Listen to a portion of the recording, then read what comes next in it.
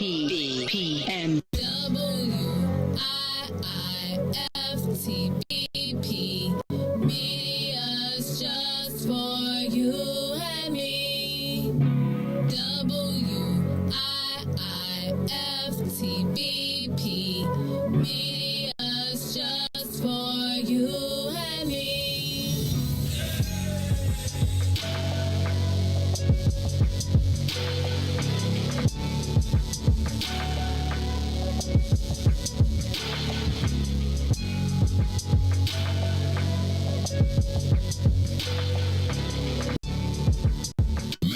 Jackson.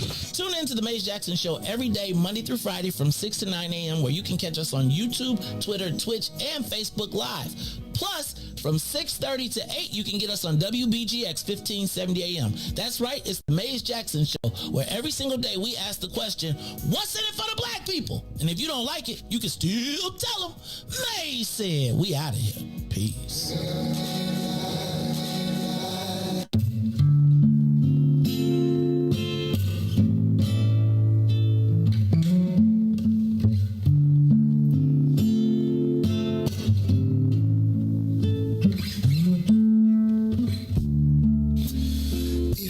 Gave you my love. I tell you what I do. I'd expect a whole lot of love out of you.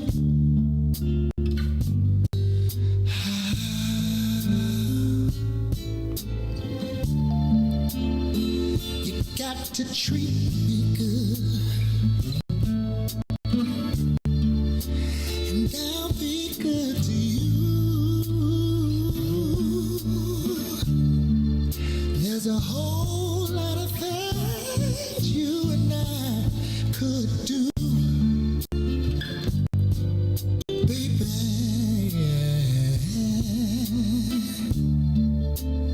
Beautiful.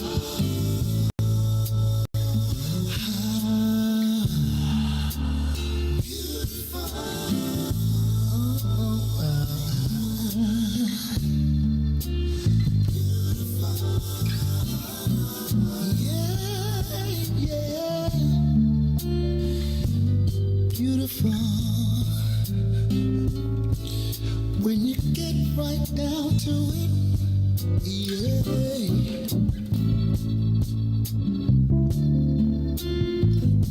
You're beautiful. I wouldn't change one thing about you. Yeah. Oh, 'cause you're beautiful.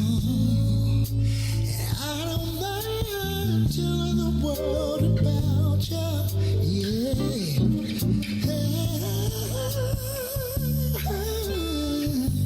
You're beautiful.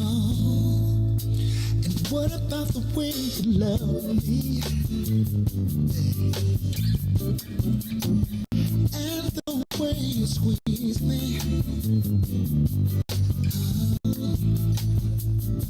Simply beautiful.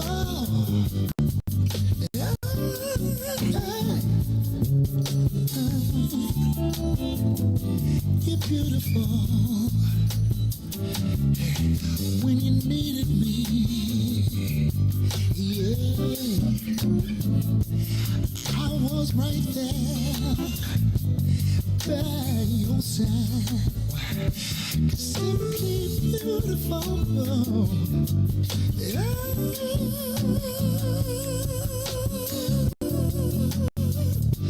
You're beautiful. I wouldn't change nothing about you. Yeah. 'Cause you're beautiful. Yeah. When you get right down to it. When you get right down to it. Yeah. When you get right down to it. Oh.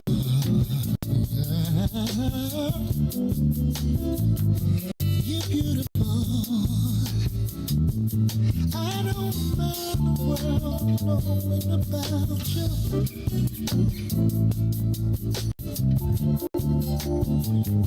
You're beautiful. And I don't care what the magazines say. I don't care what the magazines say. You're beautiful. Simply beautiful, beautiful, beautiful. You're beautiful. Hi, I'm Illinois Secretary of State Jesse White, and I'm here with my good friend Carrie Steele. She's running for Cook County Assessor. It's important for us to make sure that we have someone at the helm who will not only take on the job, but will take on the responsibility that goes with it. So please come out on June the 28th and support my good friend, Carrie Steele, for Cook County Assessor.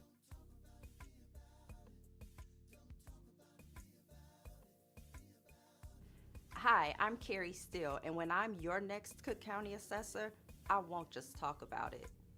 She'll be about it.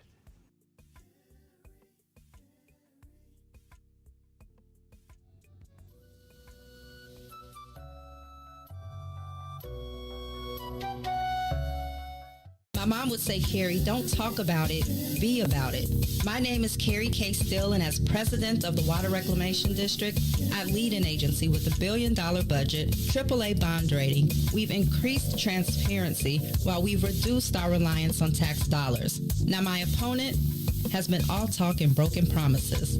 The Sun-Times said Kagi's office is riddled with mismanagement, hurting our seniors, our veterans, and our property tax bills are going to be late again.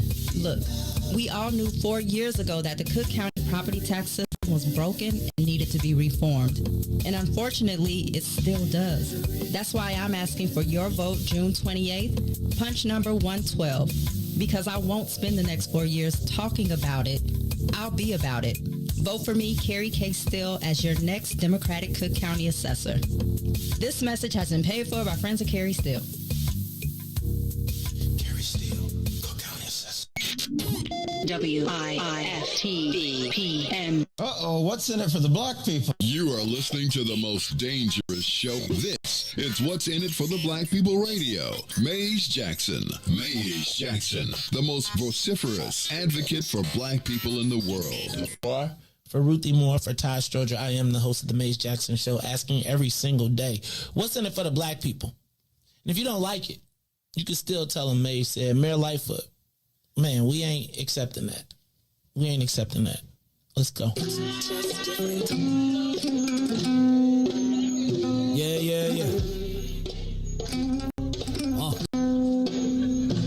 Let's get down to business and go ahead and address the facts, man. Lightfoot seems more lesbian than black. Rahm Emanuel's another case. He was just as tired. 50 closed schools left much to be desired. Police had Anjanette naked on that body cam. They suppressed the footage so it couldn't touch a lot of hands. Reminds me of that 16 shots in that cover-up.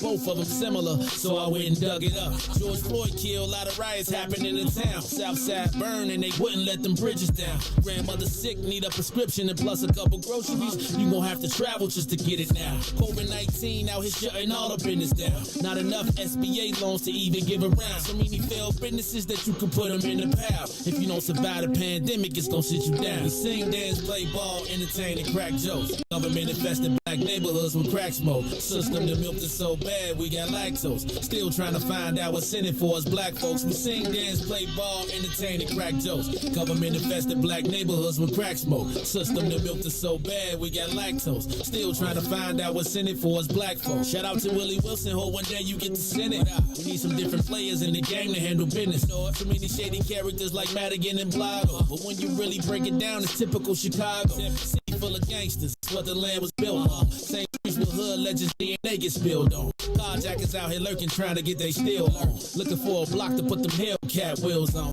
Let us give bogus appraisals a red line. Car crackers out here getting minimal fair time. And I'm the seal carry, I stay with the pipe. But Illinois gun laws giving minimal rights. Stay up on the swivel, make sure I'm moving tight. Check all of my mirrors when I pull up to the light. Pick my homie up from out of town, man, he caught a flight. He was hella nervous, told him, shorty, this a way of life. We sing, dance, play ball, entertain, and crack jokes. Government infested black neighborhoods with crack smoke. System that milked us so bad, we got lactose. Still trying to find out what's in it for us black folks. We sing, dance, play ball, entertain, and crack jokes. Government infested black neighborhoods with crack smoke. System that milked us so bad, we got lactose. Still trying to find out what's in it for us black folks.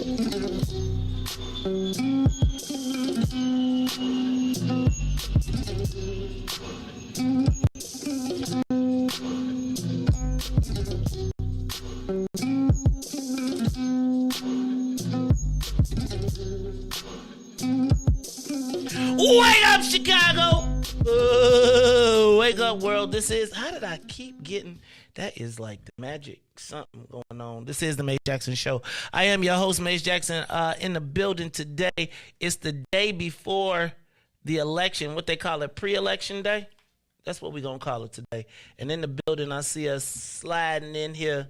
Uh-oh. We've been exposed. Did Riis give you my message? Nah, Riis didn't give me your message, but you got to scoot over just a little bit. I figured he didn't. Nah, he asked me, was you coming in? What message? He asked me, was you coming in? What you mean, message? He ain't right. It's like be your own people. I ain't even read until she just said it. See that, Ruthie? Yeah, Ruthie, you hit me up after 6. I'm at work already. We cancel your phone. Reason like, no phone calls at work. No phone calls at work. No text messaging at work. Boy, man, if you tried that, the millennials will walk off on y'all in a minute. Yeah, you know, I was no, I've had jobs like that. You can't have your phone. Yeah, but I think it's the new in the county. Exactly. Exactly, but that's about it. And you probably could have got a lot more money for that. Other jobs where they don't want you to have your phone. I done had jobs like that. I could see a lot of jobs wouldn't want you to have your phone because you'd be stopping the text. Could you imagine being on the assembly line with these millennials now? I'm scared to drive a car because you know they'd be on the assembly line. Somebody be done get a text and miss the boat. Next thing ain't got no drive. You got a phone too. You ain't no millennial. Stop playing like you ain't attached to your phone. I'm not attached to it like that. Yeah, okay. How far do you get away from home before you go back to get your phone, even if it means you're going to be late? That's dangerous. You should always have your phone on you. I was thinking the other day, like, what do you do if you did lose yourself? I was shot a show where this if you watch 61st Street, on Apple TV, there is this young man has autism, and he dropped his phone and didn't realize it. And then the train, he was listening to his headphones, and the train took him to a different stop. And he couldn't call anybody. And what do you do? Like, ask somebody, can I use your cell phone? Because it ain't no payphone. No, that is a ruse. Depending on Right. on what you look like. So this is all I'm saying. So what do you do if you lose your cell phone? Like, I have a plan. I know a couple numbers I could call. But what phone you gonna use to call? Maze, I am a very non-suspicious looking woman. I can use anybody's phone. I'd be like, just by asking. wouldn't. Now I wouldn't let you use my phone. I'm scared you're gonna run off with it. I wouldn't let you use my phone. I'd be like, you look like you fast. I'm too old to chase you.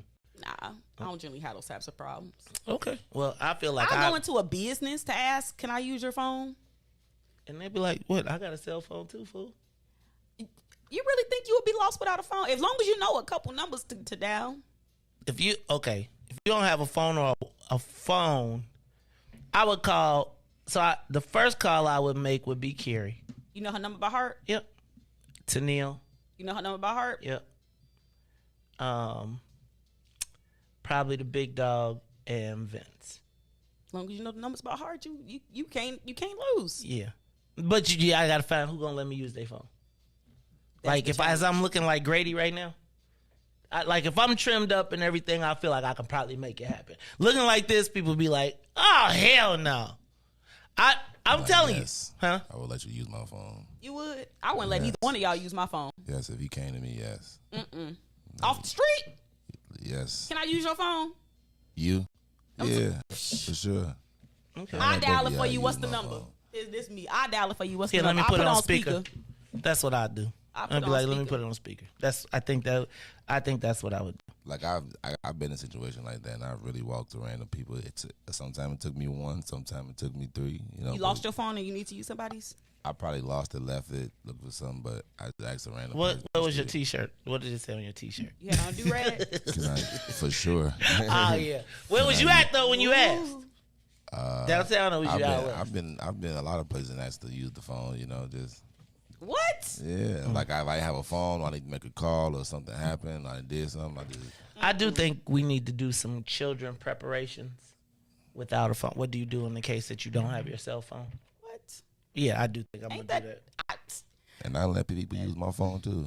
I mean, my kids know some numbers, but I feel like there is a moment when, I feel like the last time I got in a car accident, I was kind of like, damn. Low-key, I'm surprised that's not a standard plan or a standard thing. If you lose your phone, this is what you do. I think I need to, I'm going to be honest, if that is, I have not done a good job in that space, and I am going to make that part of my plan. Need a safety meetup space. Y'all should have all those types of things. Where y'all going to meet up? Y'all going to Bolingbrook? Where y'all going? Get the gun.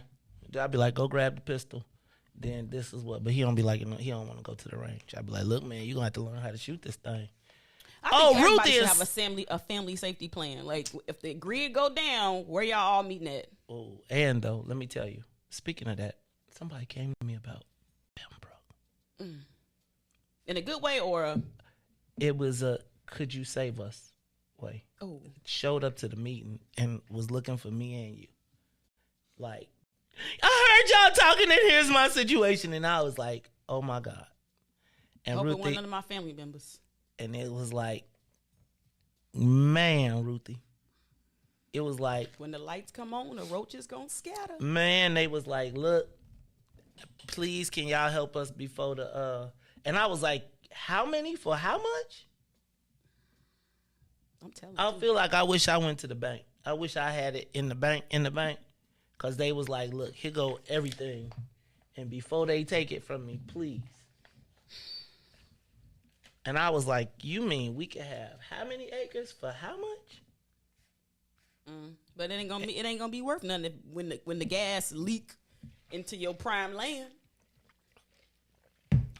Well, I'm just here to tell you, the lady that was kind of heart wrenching almost. That's why I'm hesitant. You rarely hear me speak on it. Because I get too... I synced it the other day. I get too riled up. I saw it. I get way too riled up. It is way too personal. Man, Charlie, I synced it. I'm going to tell you. we gonna have to do something because I feel like I was like, wait, and she waited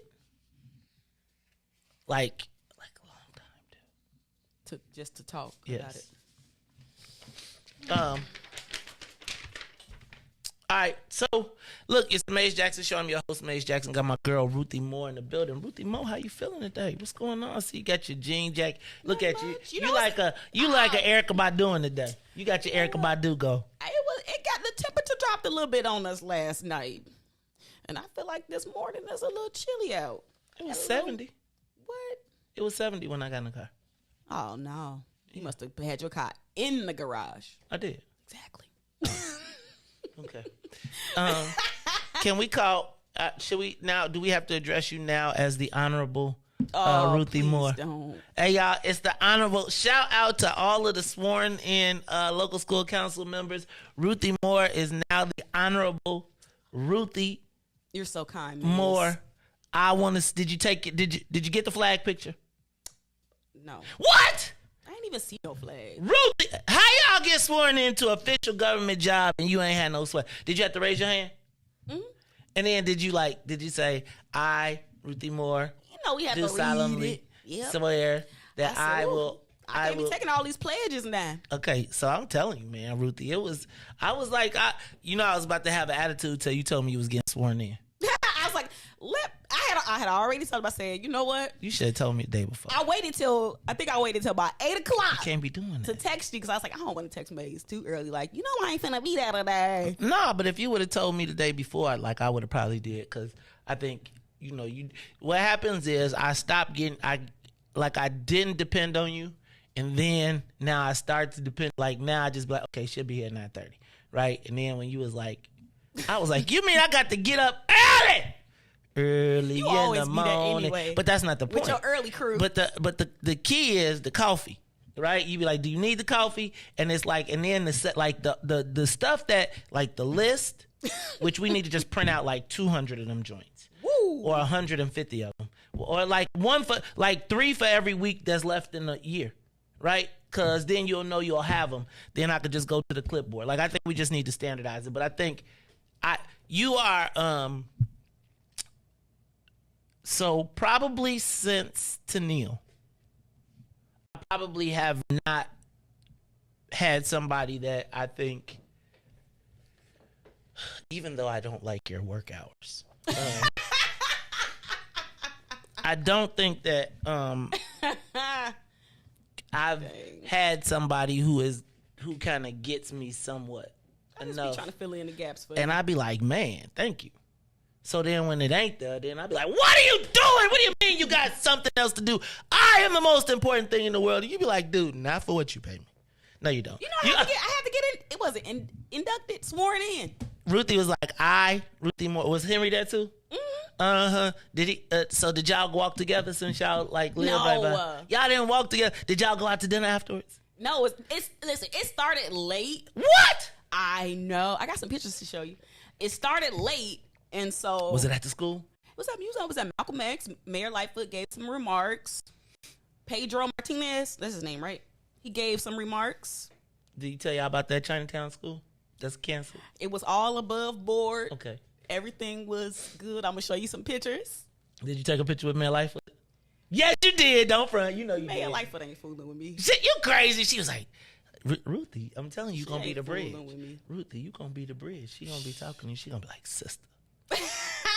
No, she gonna hit me with the sis. That's how you know, like you and another black woman got a connection, because it go from sister to sis.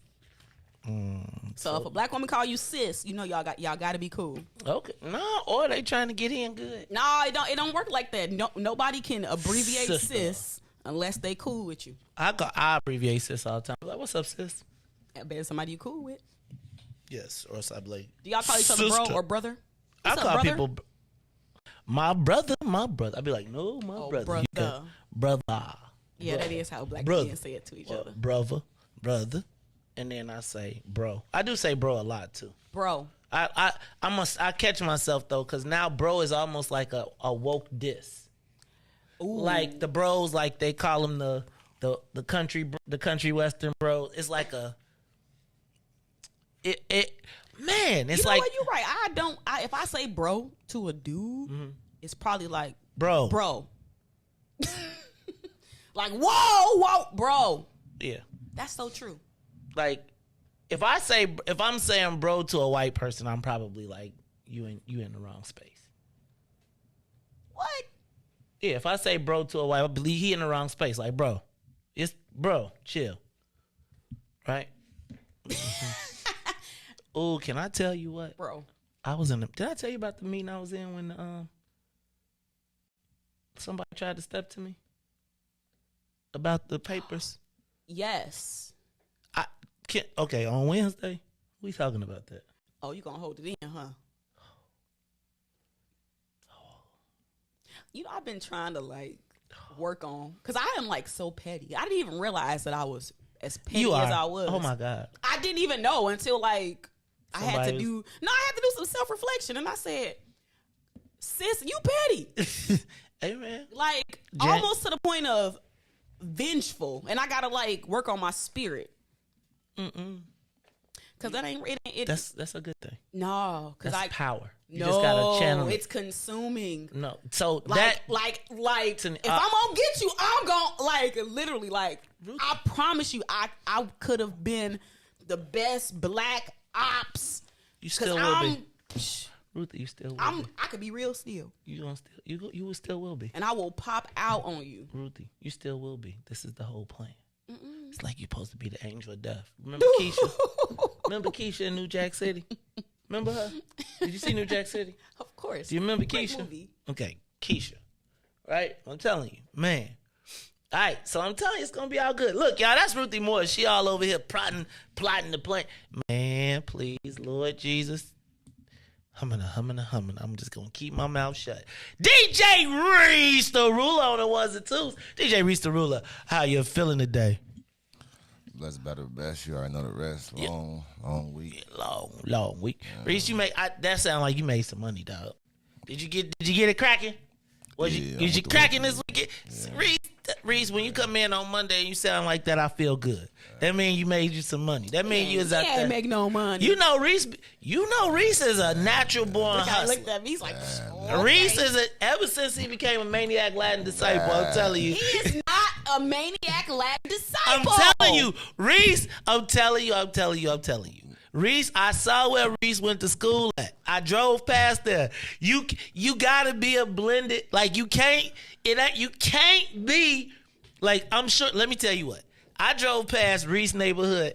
I bet you there's like a white gang over there, like where they just like all white, right? And they formed probably in defense to the encroaching blacks and the Latinos.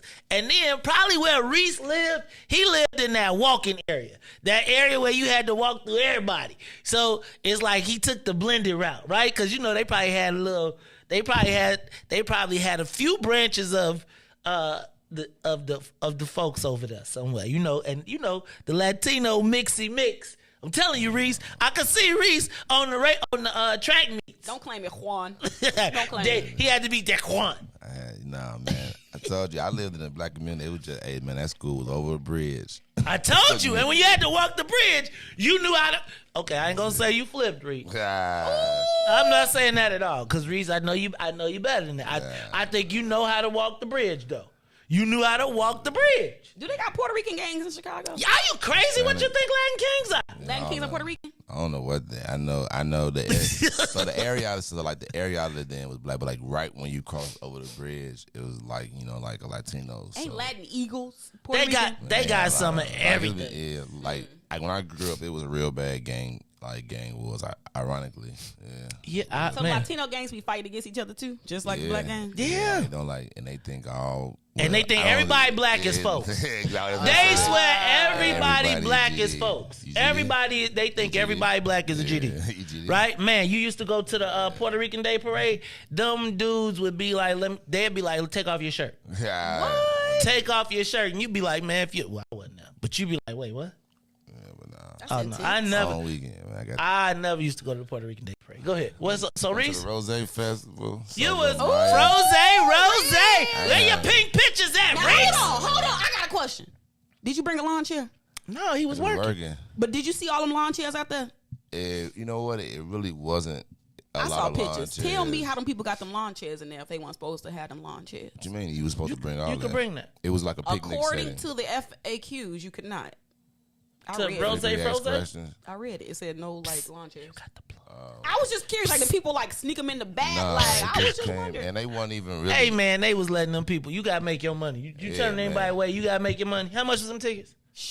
Well, it started out like $1 million? $100 and something, but by the time if you was waiting, you was only buying $360 tickets, like at the end. So let me tell you what. If I pay $360, I'm taking everything I got with me. You gonna bring your cool in there? Ah, They yeah, said you no could- coolers, no umbrellas. Man, I seen Ruthie, it umbrellas was cool. and coolers. Hey, I mean, Ruthie. they couldn't reject the umbrellas because So it was what? it was raining too Why- hard. Do you know that I just purposefully did not go to that because I was like, I need a chair, I need an umbrella, like. So I should have just snuck it in. You didn't have to called snuck your it foot. in. You didn't have to. They was sneak leading. They was letting everybody in. Yeah, Ruthie, you got the plug. yeah, but you know you could have got in. And they had chairs out there, everything. I saw them chairs. Yeah. I was mad. Ask you.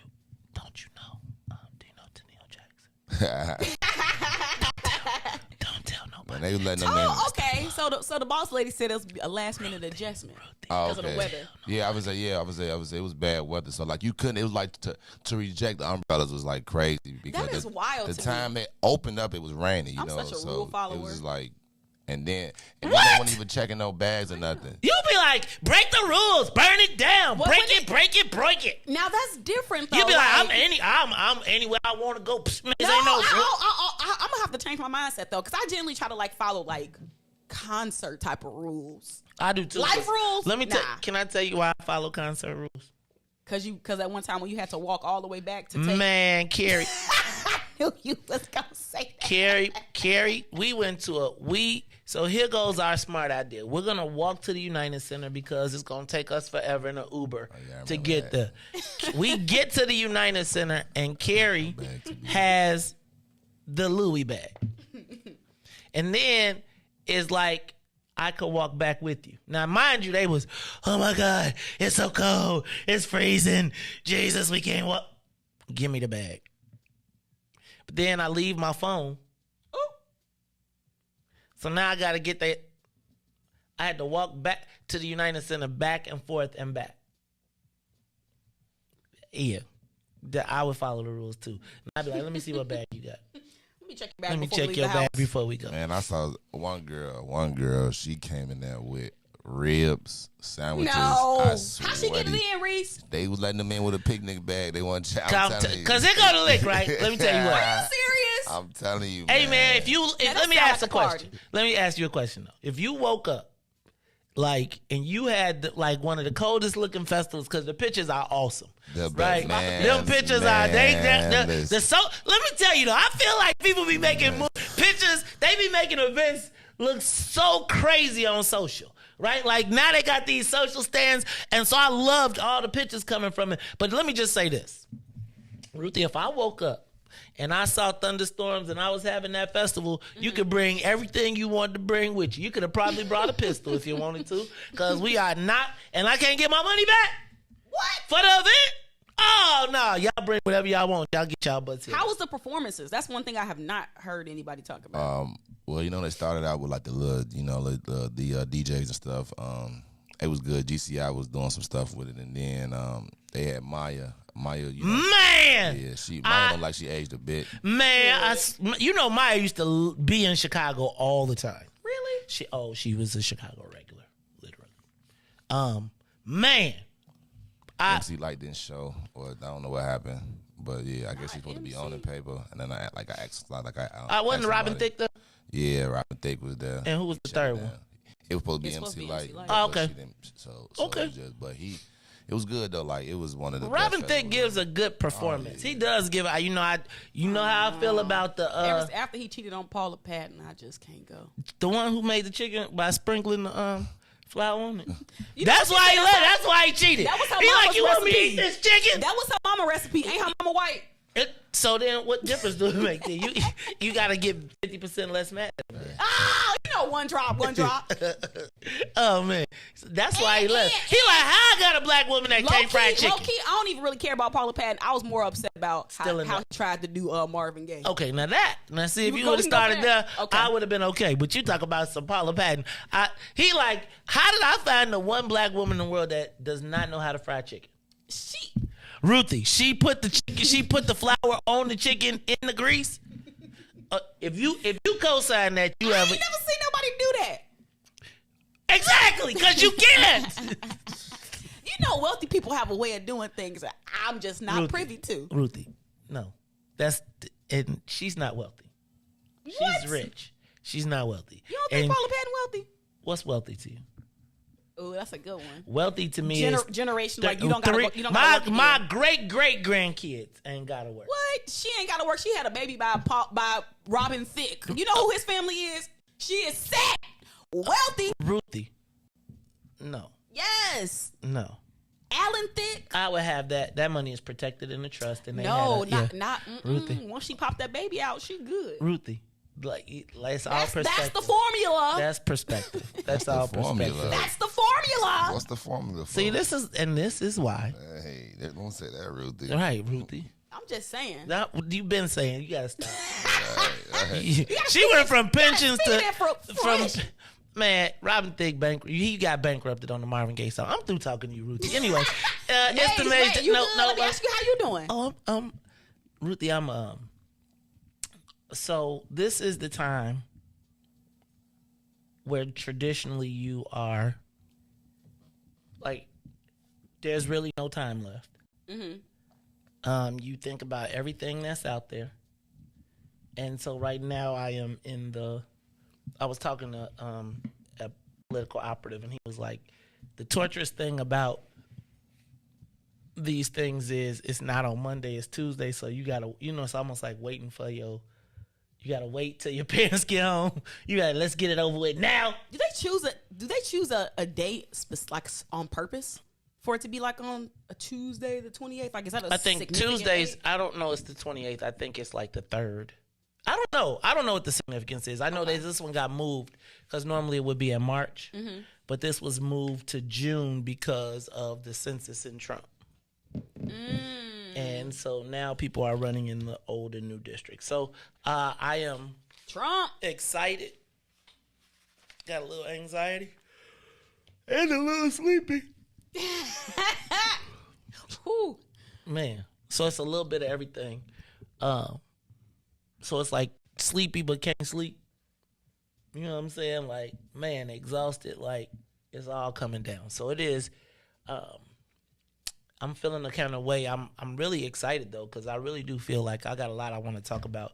We didn't even hit none of the headlines because I really want to talk about this Roe versus Wade thing that just happened. Goodness! I'm glad that you're here because I feel like we need your perspective. I want to open up the phone lines. Give us a call, 872-259-7474. Riis, I'm gonna play my little thing again, and then you be ready to come back right out of the commercial. We just gonna play a little. Somebody had a little something to say. Now, I know how y'all be acting on the show, but today, everybody gets a pass if they with the home team, right? So if you with the home team, then you get a pass today. Because you know how y'all be doing. You know, black people be like, I don't care. But today, Riis, I'm going to go ahead and then coming out of this spot, it's about 56 seconds, and then we're going to do it again. It's the Mays Jackson Show. We'll be back after these messages. Hi, I'm Illinois Secretary of State Jesse White, and I'm here with my good friend Carrie Steele. She's running for Cook County Assessor. It's important for us to make sure that we have someone at the helm who will not only take on the job, but will take on the responsibility that goes with it. So please come out on June the 28th and support my good friend Carrie Steele for Cook County Assessor.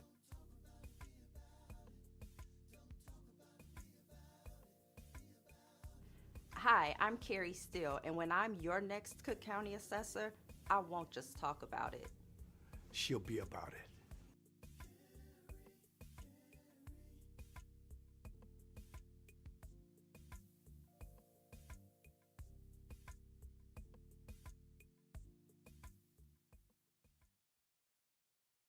The Maze Jackson Show will be back after this break. Hey, Chicagoland, all roads lead to Solo Beauty Supply, the largest black-owned beauty supply in Chicago. We carry a large selection of natural hair care products, plus much more. So come see us at one of our two locations, located at 9011 South Ashland or 8158 South Cottage Grove. Our inventory is growing, and with your support, Solo Beauty will continue to be a source of pride in our community. Maze Jackson. What's up, Chicago? This is your man, Maze Jackson, host of The Maze Jackson Show. You hear me every single day ask the question, what's in it for the black people? Well, finally, y'all, we've got an answer, and it's called the Black People First Party. Meet us every Saturday from 10 a.m. to 1 p.m. at TP, located at 5401 South Wentworth, Unit 17E. That's in the mall at the 55th and the Dan Ryan. And you join us every Saturday where we are taking our politics black. We'll teach you everything you need to know about the game, from how to collect a petition, to how to knock on a door, to even how to become the next mayor of the city of Chicago. That's right, y'all. It is the Black People First Party. Meet us every Saturday, 10 a.m. to 1 p.m. at TP, located at 5401 South Wentworth in the mall at 55th and the Dan Ryan. And if you don't like it, you can still tell them Maze said. It's a black people thing you wouldn't even understand. Maze Jackson. And now, traffic and weather. Yo, who said devotion has to be sad? Yo, check this out. The Lord is my shepherd, shall not want. He maketh me to lie down in green pastures. He leadeth me beside the still waters. He restored my soul. God's gonna turn it around. Come all the way with me. Good morning. What's in it for the Black People Media family? The time is now 6:42 a.m. I'm Reese the Ruler with your Chicagoland area sports, traffic, and weather update. As we head over to sports, the Chicago Cubs win 6-5 in extras against the Cardinals, as the Sox also get the win 4-3 against the Baltimore Orioles. The Chicago Sky game tied at 85 win at the buzzer, as Courtney Vandersloot will hit a 3 to lift them to an 88-85 victory. Set over the traffic now on the Kennedy. O'Hare to the Loop will be 22 minutes. Outbound to O'Hare will be 19. On the Eaton Deerfield to the Exchange, 30 minutes. Exchange to Deerfield will be 27. While the Eisenhower is 40 minutes. Dorndale to the Loop in 28 minutes back. On the Stevenson from I-355 to the Dan Ryan will be 48 minutes. Outbound will be 34. The Dan Ryan, I-80 to the Dan Ryan, 35 minutes. I'm sorry, the Bishop Ford, I-80 to the Dan Ryan will be 35 minutes, 28 minutes to I-80. The Dan Ryan is 18 minutes to the Loop, 12 minutes to 95th. While DuSable Drive north and south is locked in at 8 minutes. Today's weather is a little bit of chilly, 64 and sunny. Today will only be a high of 73 with a low of 63. I'm Reese the Ruler. Happy Monday here on The Maze Jackson Show. Come all the way with me. Don't leave me now. Come all the way with me. Oh, please.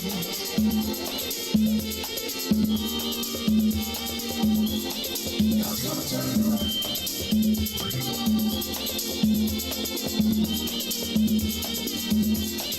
God's gonna turn it around.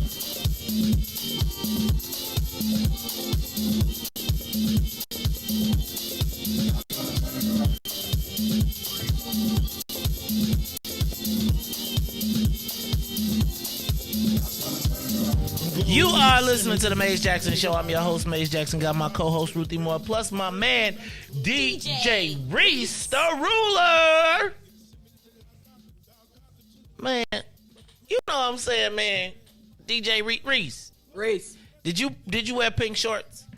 Nah. Did you wear pink? Something? Nah, I was working. Reese, you ain't pinking out though. You should have picked Reese. Was you Your bartending? Reese shorts be short too. Reese. All the time. You gotta get upgraded to bartender, dog. Nah. I don't want that. He too friendly. I don't want that. I feel like Reese should be a bartender. I feel like He is Reese. too friendly. Let me tell you. Hey, I feel like you'll get all the tips. A lot of people always tell me that. I but feel they like tell me Reese, to you be a would get the bartender. tips. Like I feel like if you Sir. put your personality together, like and you don't wear a FU t-shirt, I feel like Reese, you could get all the tips, right? That Because I might feel like give you'll you be more entertaining tips. people. You'll could be talking to people. You got like a outgoing, you know what I'm saying?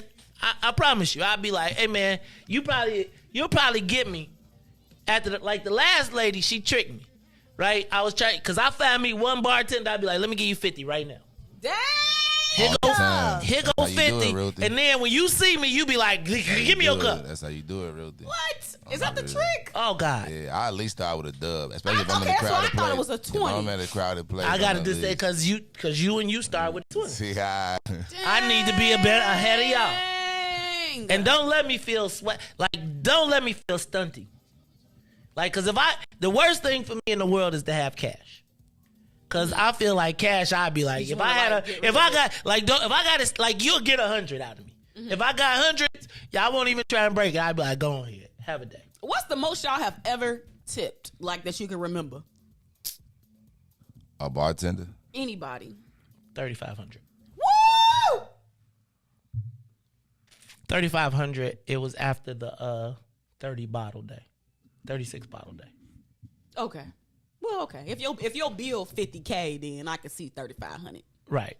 Okay. No, I mean, and this, 3,500. Your bill should be. I felt like I was doing it big. I tipped somebody $20 one time. I thought I was doing it. I big. feel like I don't feel like you get out of dinner without a tip of 100. No. You ain't getting out of dinner. Like if you eat Chicago, like if we go to cut, like for your lunch. What you think I tip? What you think the tip is? 10 to 20%. Okay, but again, if you have a $65 steak for lunch, he has and a bottle of 65 wine. or a $10 Coke or a $20 drink or a $300 bottle of wine. Bingo. You like this? This what $300 wine tastes like? You should try it. This ain't no MD-20. This ain't no barefoot. I'd be like, I did have the $20,000 bottle. Oh, goodness gracious.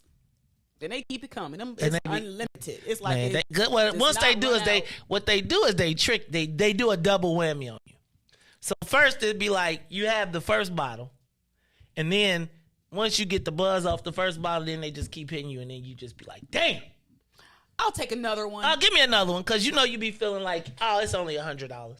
It's only $200. Then it'd be like, but then it's $200. It's the same way with drinks, though. Like, if you go and get a drink and you be like, okay, everybody get a drink for $20, but then you're going to have another round. So that's $40 a person on top of your $60 or $70 steak. So now every seat position is now at least $150. Steak, 2 drinks. Steak, 2 drinks. Steak, 2 drinks. Steak, 2 drinks. And don't have a good time. Because then you want to now it's 3 drinks. Oof. Right? So it just all depends. 30% tips. Man. And then it depends. And a lot of times if you're on an expense account, then you tip extra, because then they, once you put the tip on, then they be like, keep it coming, depending on how you tip. Like I tip for the next time, so that you remember me. Like when you be like, oh, dude, give me his table. I got you. Right? Because you frequent the same places. Then, if you can get somewhere and be a regular, right? Then you start the value, the price comes down because they know the actual cash value, right? Like sense. That steak that you spend $85 on is really $20, like premium cut. So you may start to see pricing change, or you'll see extras thrown in like that. You know how we like the lobster cargo. What? I'm with you, because you be like, let me get this off of the secret menu, and they be like, okay, Mr. Jackson. Well, it's not the secret menu. It's a secret menu. You go someplace and you just drop May's name, you get good service. Stop. Then you be like, I told you about somebody tried to play me the other day, though. Tried to say I tried to get them for a free lunch. Like, dog, I really don't need your free lunch. Please don't ever play me like that. It's insulting, right? And I don't mean it no, I feel like it was like, cause the bar, I didn't even know you enough to use your name. They said it. The waiter came to me and said, "This dude is paying for your lunch." That's why I came. Do you think I just stopped and said, "Oh, thank you," because I was like, I was gonna make you go pay? What? Shut up! Don't talk to me anymore. You have made my list. All right, y'all. This is the Maze Jackson Show. Let me go to some of the headlines because we have not talked about these. Ruthie, Roe versus Wade was overturned. And part of this is I want to know what is the impact to black women. Right, does this now move to the number one issue in the country that everything else falls back to this? Should we now be expecting that there will be no more discussion of reparations, black, the police reform, or any of the issues that were of priority to us? And I'm not disrespecting it. I just wonder, is it now drop everything and this is what we are all about? So I want to talk about that. I don't know how much time we're going to have, but I do want to know what the black impact is of Roe versus Wade. I did see a lot of people downtown. I don't know. I mean, I saw a lot of people downtown, a lot of women. What I did not see was a tremendous amount of black women. I saw a lot of black political women, and I saw a lot of politicians in the space, particularly in Illinois. And I just want to get kind of a grasp of it. I think I got in trouble, but I think everything that we talked about before, where we are about to deploy a ton of resources to protect that right for women across the country to make Illinois a haven. And I do think that I would love to respectfully have some, how do we capture that passion? I also think that, and I really want to talk about this because I was watching some of the speeches of some of the people in Illinois, some of the elected officials, some of the same elected officials that were talking about women rights and their choices and their bodies and their right to make decisions without their men. And it was ironic to me that a lot of these people were the same people that were attacking my wife for her own, and not allowing her the right to stand on her own 2 feet and be a woman. And I find it peculiar that, good word. Yeah, I find it peculiar that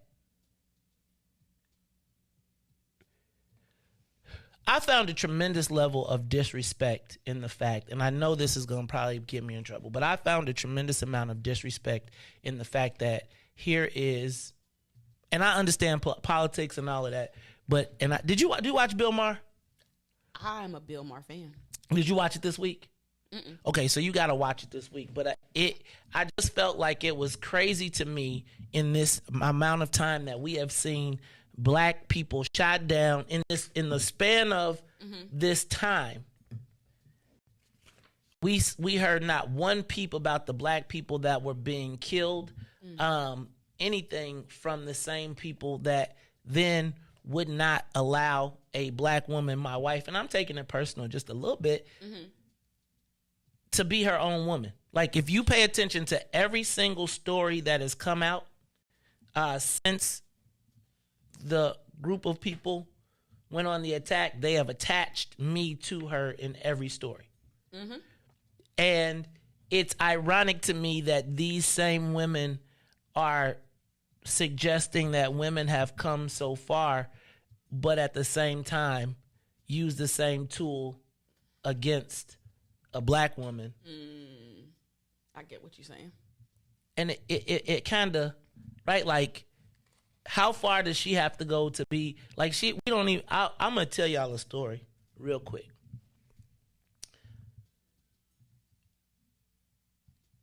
Y'all know I am the manly man of men, male chauvinism. Probably, I don't want to claim male chauvinism, but I'm pretty close to being like,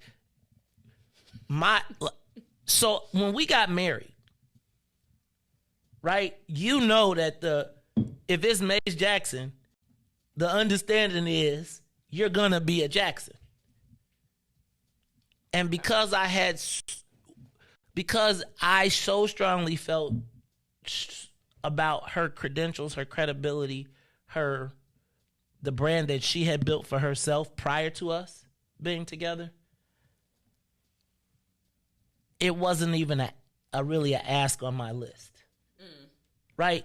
For the ability for her to be her own woman all the time and to establish the right. And so part of my, I would say, extension of love, is to say that, like, I respected everything that she's accomplished completely separate from me. And it has been so disgusting to me to watch these people use every tool in the toolbox to besmirch someone who is almost like politically flawless.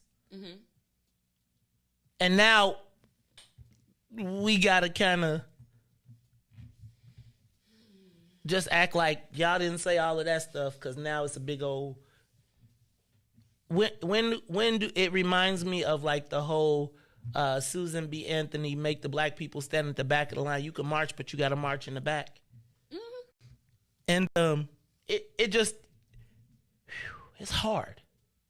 Peculiar. It's peculiar. Like the peculiar institution of slavery. Right. The peculiarness of it all.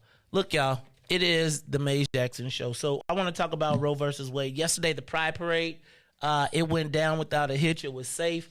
I was watching Bill Maher. They said that there were people on the Bill Maher show who said that the Pride Parade is no longer, is it too commercialized? What? Yes. And it's no longer for the gay people.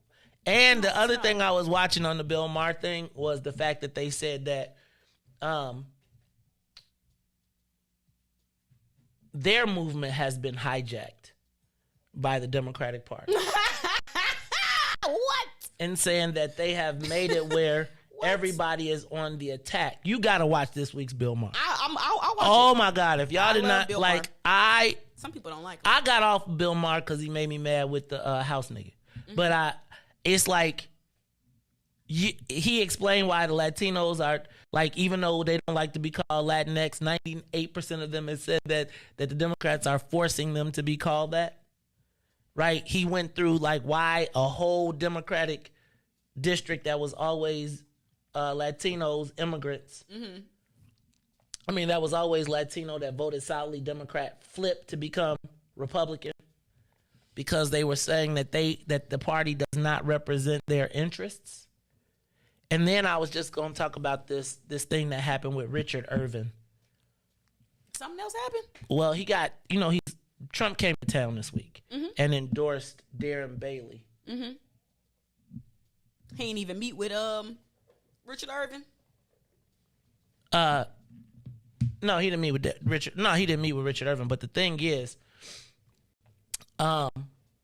Richard Irvin, the Republicans rejected the party.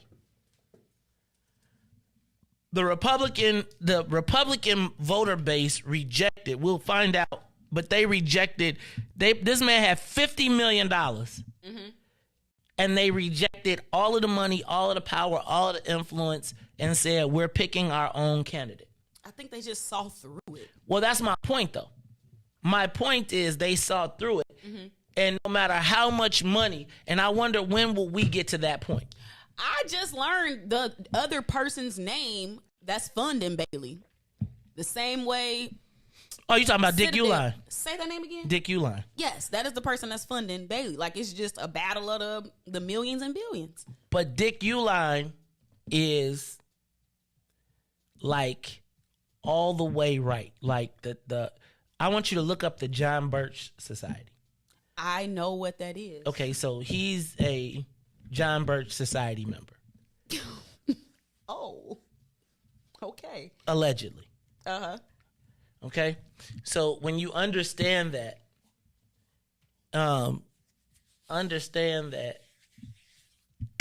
it's a weird scenario that we are playing in, and it is, I do feel like a civil war is coming. Yes. And I feel like it's going, like, I feel like we're going to be caught in the middle of this. No, let me tell you what's going to happen. They're going to expect black people to come and save the country again, just like how they always do. And we're going to be like. Yeah, I just feel like the challenge will be, though. Then we going to do it, though, because black people love this country just as much as anybody else. And we ain't going to want to be. This is ours, too. Right. It is ours, too. America. But you know what? Looking at the whole, how what 50 some million dollars can't get you in office. God spread His grace on you. So do money matter in politics or not? Oh, say, can you see? And low key, if they ain't had them TV commercials, I think Richard could have pulled it out. But they got him with them commercials. So proud. I mean, they be getting them. At the twilight's last gleaming. Listen, the fabric of America is being ripped apart. But you know what? And I know people overuse this phrase, but chickens coming home in a roost. People ain't got in trouble for saying that. But that's really what's happening. All this stuff. And the rocket's red glare. Who is America gonna belong to? Look like the Democratic Party, the Latinos, the LGBTQ, that our flag was still women's rights advocates. Oh, say does that star-spangled banner yet wave? Protect white life. Or so that lady the say that. Land of the free. You know them songs don't and mean the much to us. home of the brave. That was great, Maze. We've been singing them songs, saying the pledge. Because it's my country too. I like the national anthem, and I feel like I'm an American. I want my piece of the rock. Give me my 40 acres and a Cadillac, and I'm going to be straight. Look, they're going to black people are going to have to save this country again. Then can and we this switch time, I need the NFL and the NBA to play along. That's how they gonna try to get us. We finna see this is my question. Does the black church support Roe versus Wade ban? How they feel about that? Deep in my heart, I do. And even if they do, I bet you they ain't gonna say it. It is a political hot button issue to go against abortion rights. Even if you religious, even if you, no matter what you are, a lot of people ain't gonna touch that third rail. Kumbaya, my Lord. Kumbaya. Kumbaya, my Lord. Kumbaya. Oh Lord, kumbaya. That's how they gonna get us, y'all. They gonna want us to come sing all together. Hey, black people, come join in with the white people. We try to protect y'all rights.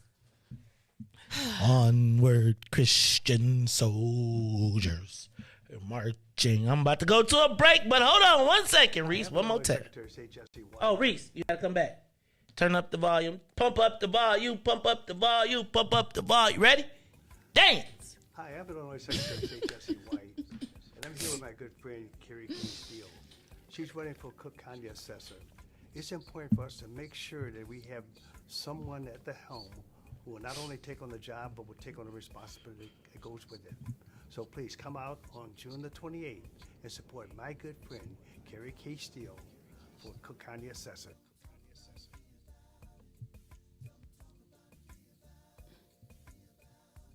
Hi, I'm Carrie Steele, and when I'm your next Cook County Assessor, I won't just talk about it. She'll be about it.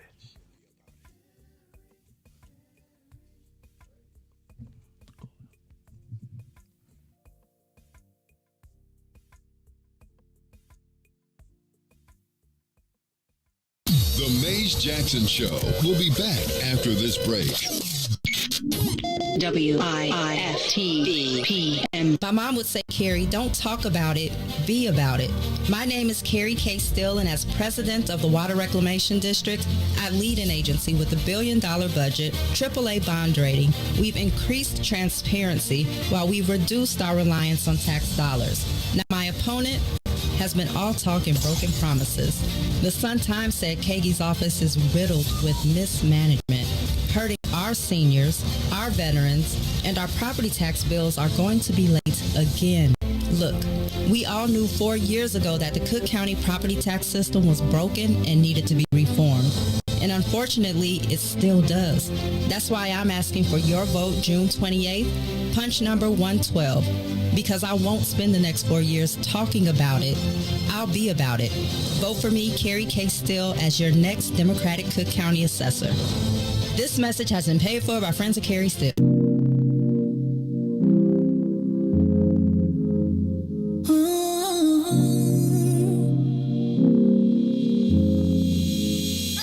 You see me, you see him, my best friend. He hold me down like ankles fighting the waves. Apply not to my crime, yeah, I do time. Till I'm with you, I'll be counting the days. Yeah, ooh, been through so many things, but we always get through. Yeah, ooh, it ain't always perfect, but it's worth it.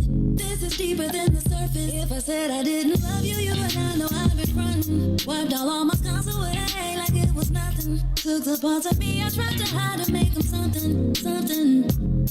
Like it was nothing. Ooh, something about you, baby. Ooh, you know you drive me crazy. Ooh, you give me peace of mind. Ooh, let me tell you why. You make it easy. Say, to take it easy. Say, feel so weak. Say, easy to love. Say, to take it easy. Say, feel so weak. Say, easy to love. I never thought that I would give it to you, but now I don't think it's the time. I won't do it. I think it's cause the way you talk to me. Know how to say it without making me feel little. You're gracious even when you pop off on me. When you get done, I got a little something to drop off on you. Because you earned it with the time you took to put it that way. You got me liking to get put in my face. I didn't love you, you and I know I've been frontin'. Wiped all my scars away like it was nothing. Took the parts of me I tried to hide to make them something, something. Like it was nothing. Ooh, something about you, baby. Ooh, you know you drive me crazy. Ooh, you give me peace of mind. Ooh, let me tell you why. You make it easy. Say, to take it easy. Say, feel so easy. Say, easy to love. Easy, you make it easy. Say, to take it easy. Say, feel so weak. Say, easy to love. You make it easy. You make it easy. You make it easy. Back to the Maze Jackson Show. You are listening to the most dangerous show. This is What's in It for the Black People Radio. Maze Jackson. Maze Jackson, the most vociferous advocate for black people in the world.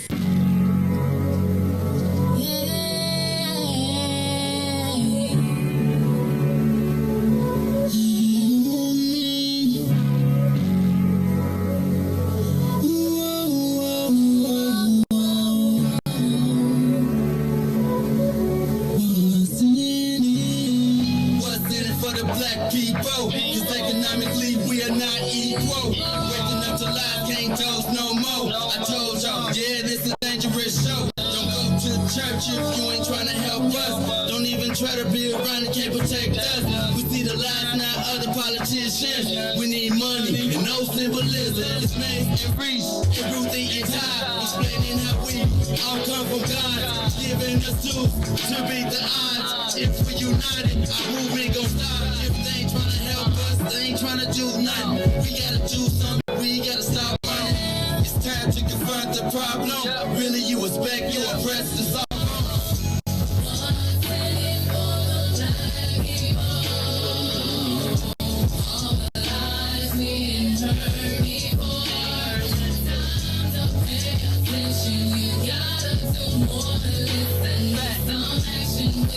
On the count of three.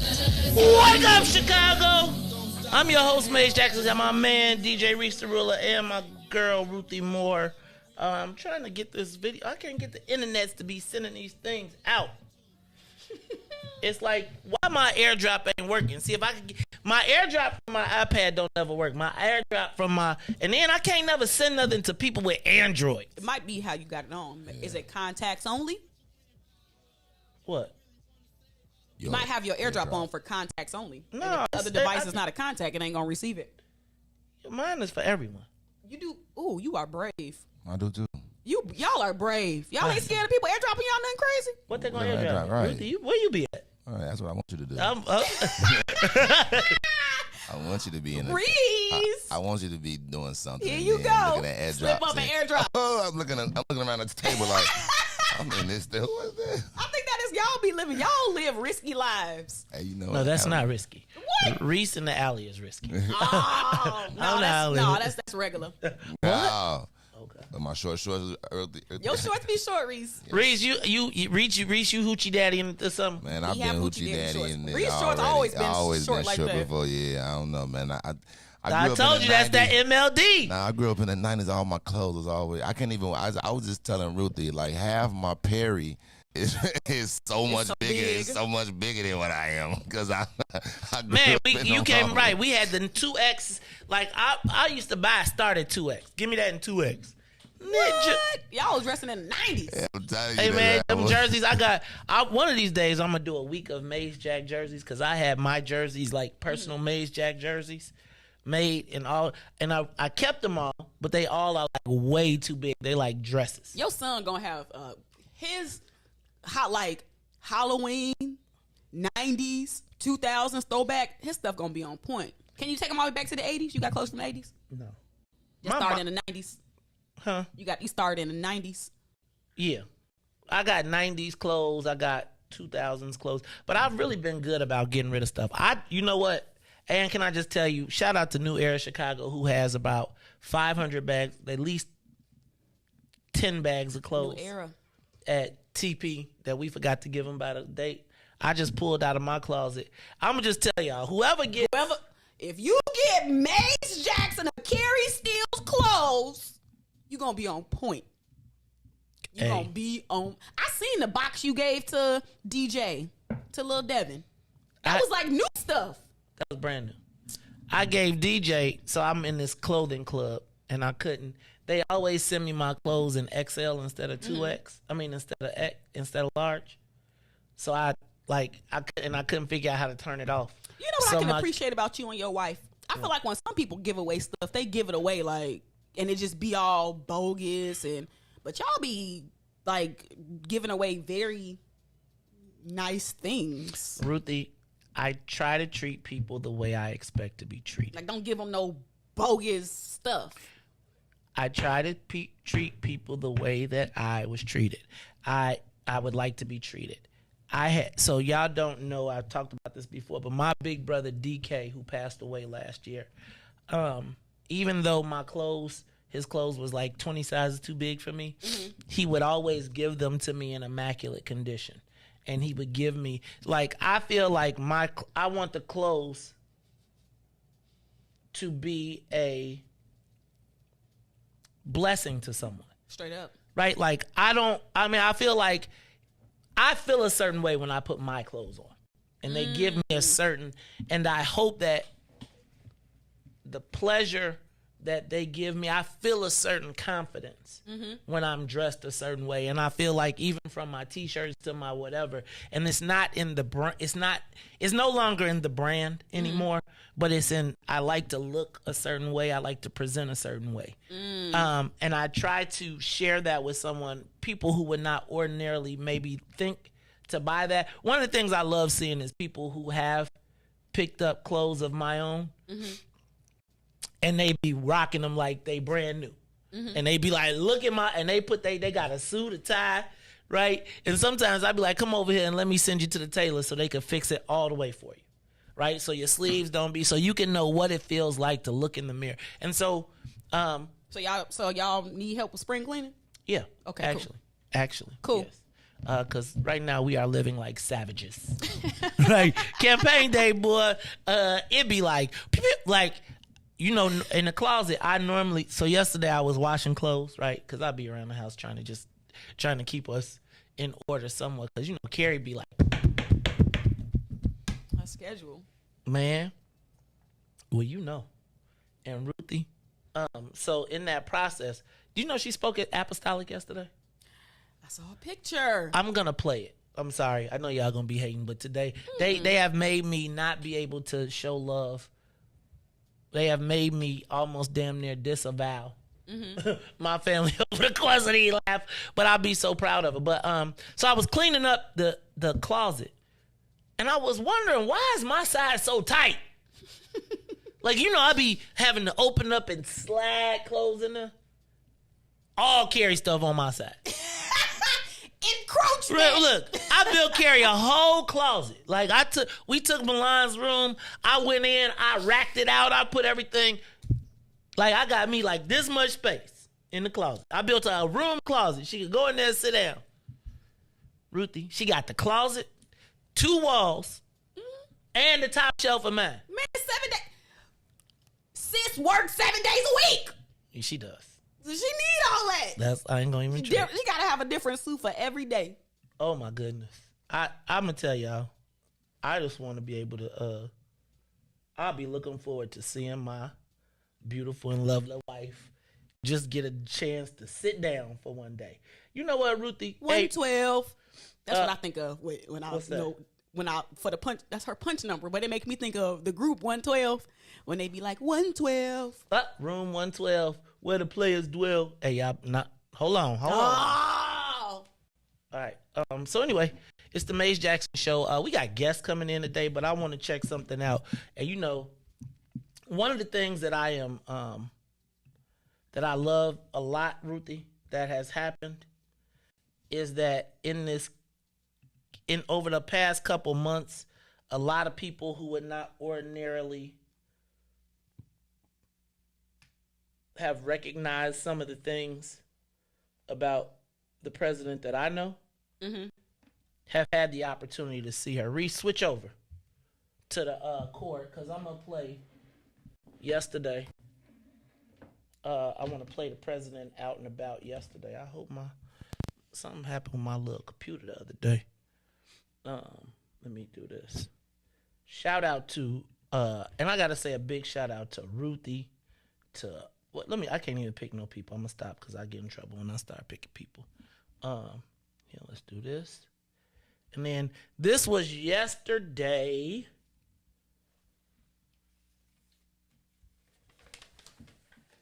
Dagnabbit.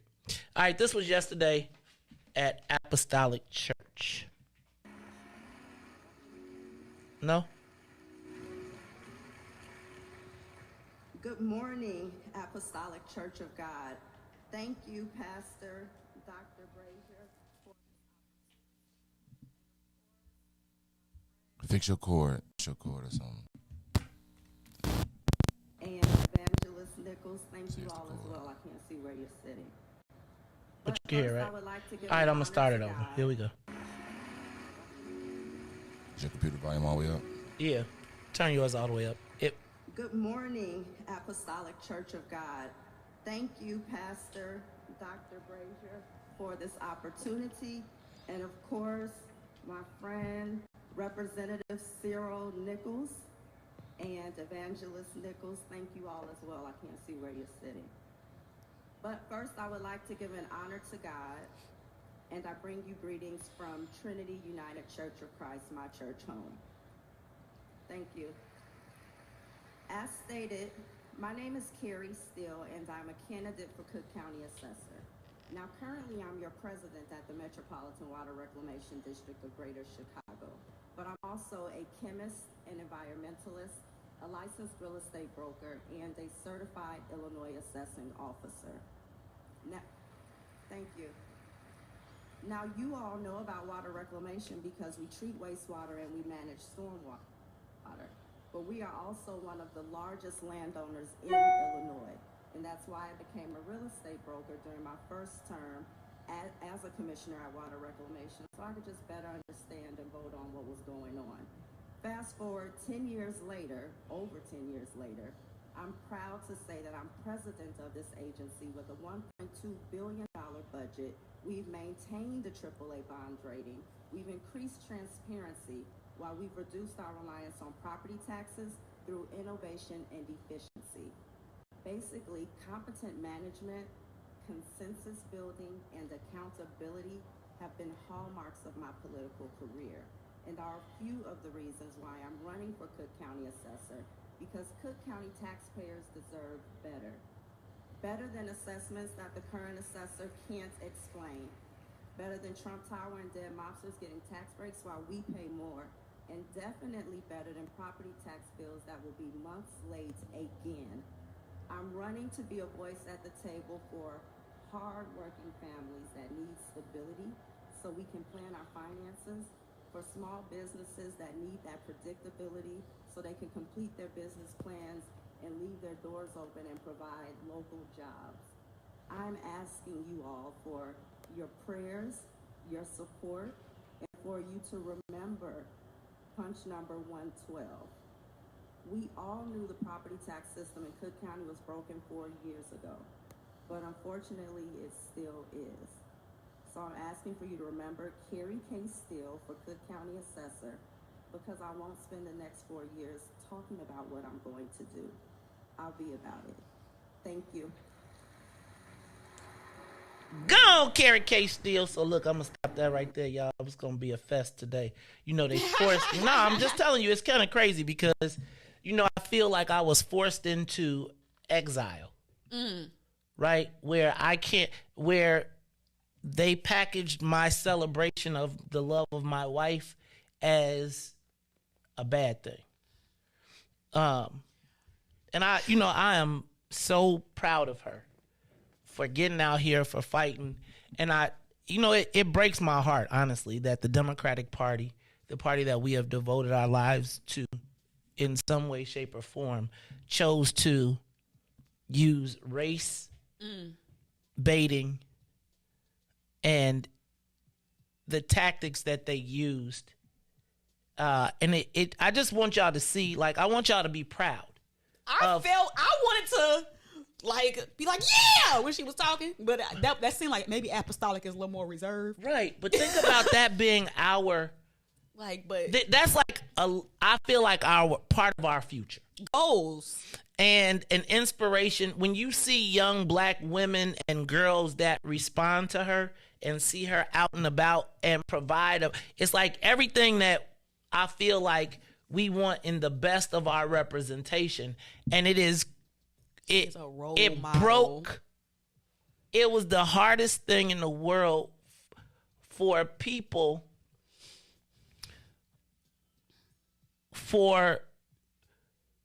to use my celebration of my wife as a tool against her. She's so poised. I'm a studier of people, and I like to, if I like a person, I say, you know what, I want to be like this person. So I study them. And your wife is like the epitome of poise and like grace. And that's like, those are qualities that I would like to emulate. She is so graceful. Man. And I gotta also say this. I know Tennille told me to be cool, but hey, Joe, you out here picking on an old man when I'm right here. I'm right here. I am right here. Do not, fam. You bragging on coming up on an old man? Wrong. I'm right here. I am right here. Right here. I'm right here. And I don't mean that from the standpoint, that ain't like threatening, that ain't bully, but you want to have a debate? You want to talk? Tag me. I want y'all, because today we're going to talk about, it seems like one of the most beautiful things that I feel like I have seen over the course of this campaign. And I will tell you is that I was fearful of the $1 million because I was wondering who were going to be the black people to take the $1 million and work against us. And I got to tell you, I am so honored.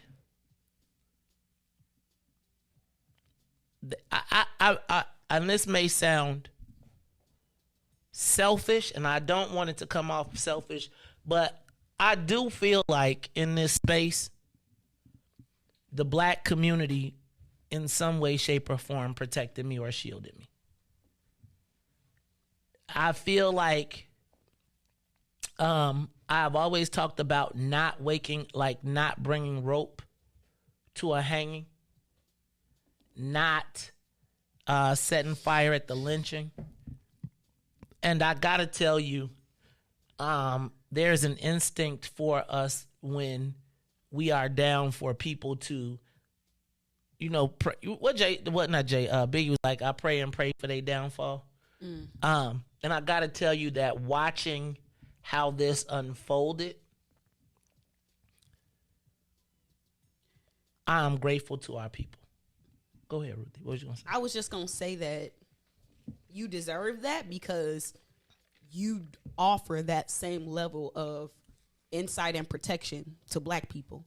So I'm glad to hear you say that you feel supported in that way, because I know that that's always like a challenge when you are a vociferous advocate of black people. It's like, all right, when I step out, where y'all gonna be at? So I'm glad to hear you say that, because I know that was one of the hesitancies of you stepping out and putting yourself out there.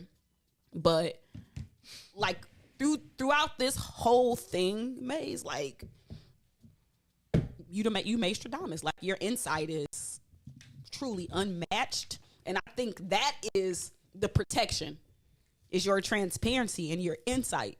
So if you already telling the play two days before it happened, it ain't gonna stick, because Maze already gave us the game.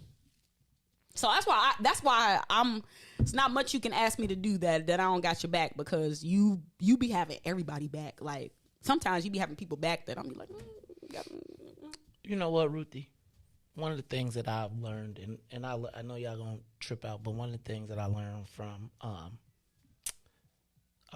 Alderman Burnett and a few other people is help as many people as you can, even if you don't like them. Help as many people as you can, even if you don't like them, right? I used to always be like, man, why you help this person? And why you do this person? And they did this and they said that. And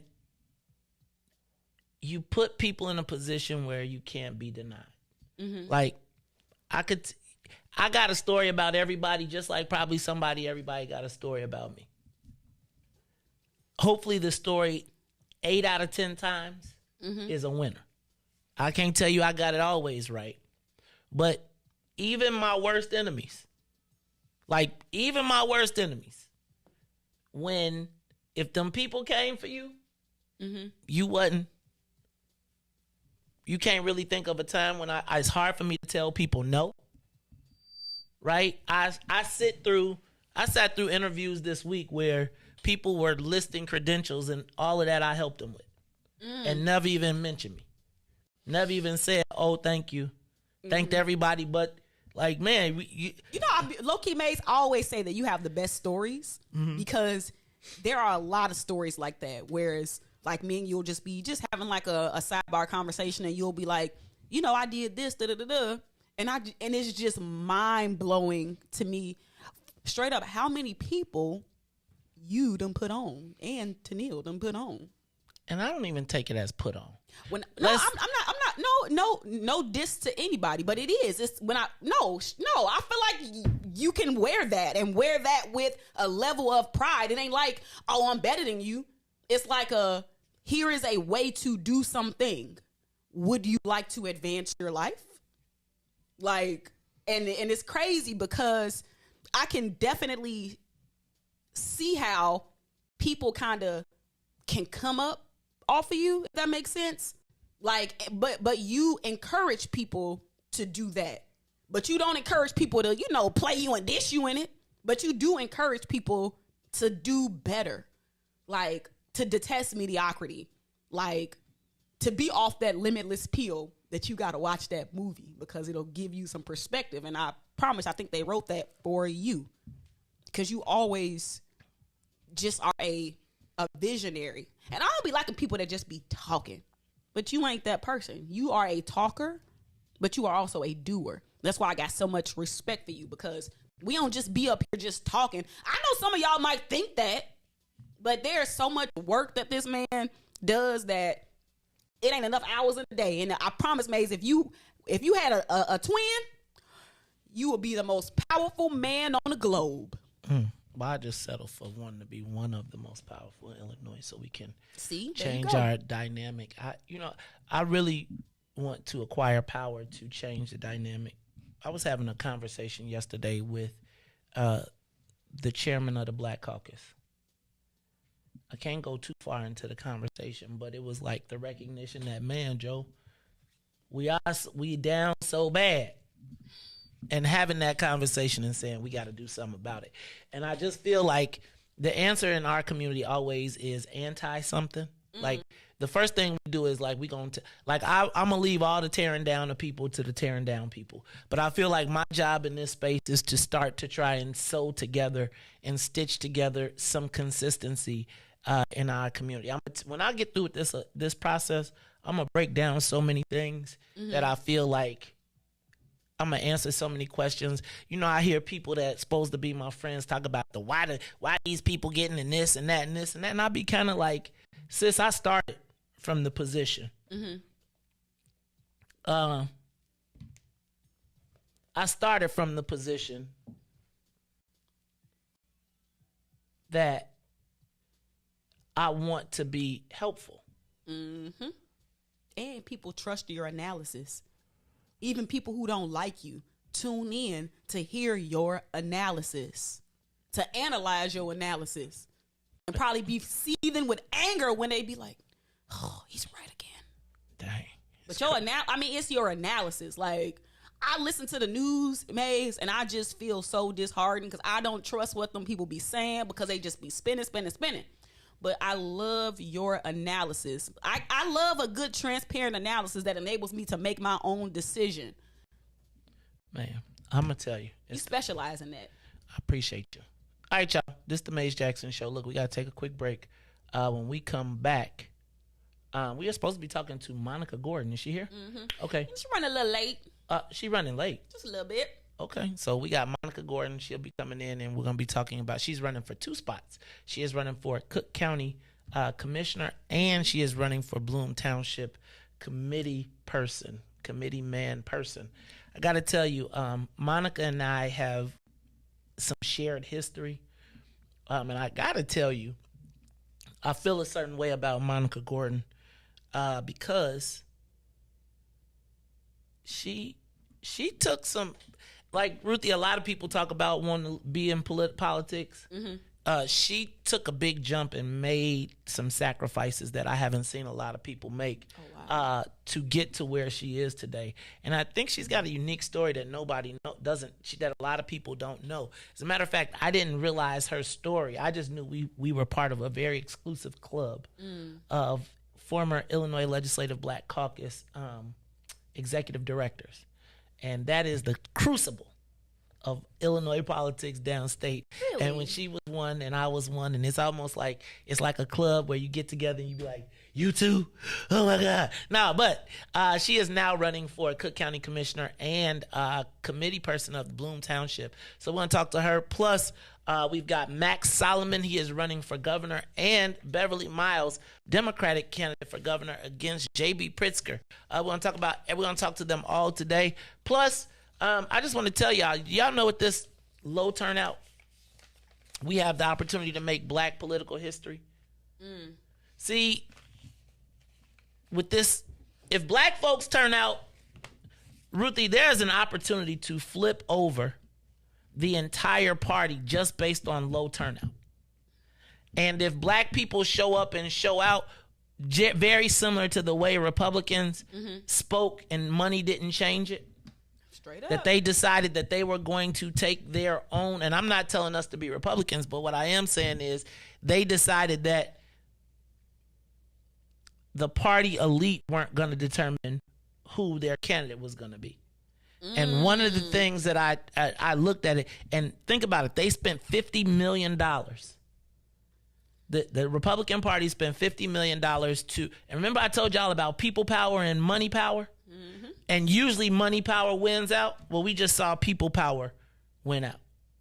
And I'm just telling you, we have an opportunity with election day turnout to make Black history this election cycle. But I need to know, have y'all texted 10 friends? Have y'all told people to go out? Have you gotten out and voted, right? Because if you haven't, I'm just telling you, don't talk about it, be about it. Look, it's the Mace Jackson Show. Don't talk about it, be about it. Carrie. Tomorrow, can I wear a button? Can we put the sticker back on? Can we gotta wait. Just wait. All right. It's the Mace Jackson Show. We'll be back after these messages. The Mace Jackson Show. We'll be back after this break. Mace Jackson. Tune in to the Mace Jackson Show every day, Monday through Friday from 6 to 9 a.m., where you can catch us on YouTube, Twitter, Twitch, and Facebook Live. Plus, from 6:30 to 8, you can get us on WBGX 1570 AM. That's right, it's the Mace Jackson Show, where every single day we ask the question, what's in it for the Black people? And if you don't like it, you can still tell them. Mace said, we out of here. Peace. Mace Jackson. Uh-oh, what's in it for the Black people? I want to know, is there an offensive Black people list? Who manages it, and do Black people have to honor it? Maze. You're Uncle Tom. That's why you're an offensive. And the reason why you're Uncle Tom is the real story of Uncle Tom. How he worked for his freedom, and then the slave master reneged on him and wouldn't let him get his freedom. So you know what he did? He left. You're messing with the church's money. You were smart enough to work your way off, so you offended the white folks, and then you offended the Black folks because your ass left. Because they wouldn't. And who manages the left is both Black folks and white folks, because if you see in that situation, the Black folks is just as mad as the white slave owner that Uncle Tom left. What happens if you say that and someone gets offended? You ran off the plantation, brother.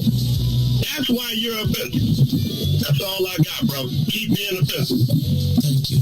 Mace Jackson. Why money ain't free? Why can't you just give it to me? I don't want to work for nobody. I'd rather keep doing me. Why money ain't free? Why can't you just give it to me? I don't want to work for nobody. I'd rather keep doing me. Why money ain't free? Up in the morning with the frown on my face, cause I know it's another day that I gotta face now. For people I don't wanna see, working at a job that I don't wanna be, breaking my back to the bone with nothing to show. But I got dreams and goals, but as soon as I clock in, I'm ready to go. So there's one thing I gotta know. Why money ain't free? Why money ain't free? Why can't you just give it to me? Give it to me. I don't wanna work for nobody. I'd rather keep doing me. Why money? Why can't you just give it? Why can't you just give it? I don't wanna work for nobody. I'd rather keep doing me. Why money ain't free? Working in a 9 to 5, got your girl hella tired. Why won't they let me be?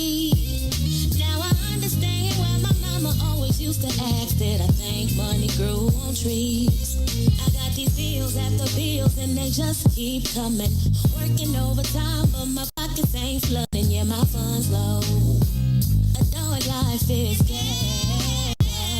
Why money ain't free? Why it ain't free? Why can't you just give it? Why can't they just give it to I me? don't wanna work for nobody. I'd rather keep doing me. Why money ain't free? Yeah. Why can't you just give it to me? I don't wanna work for nobody. I'd rather keep doing me. Why money ain't free? How the money ain't free. Every 5 minutes kids bothering me. They seem to think that money grows on trees. Always asking for allowance and clean one thing. I'm sick and tired of my funds being low. Spent the whole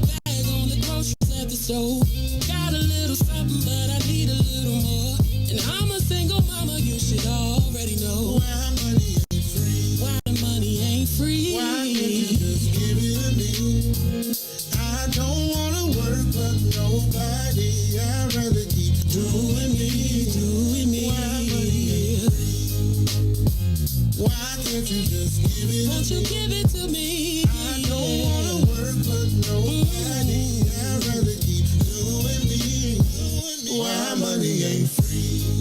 Why the money ain't free? Why money ain't free? Why money ain't free? Yeah, why money ain't free? No, no, ooh.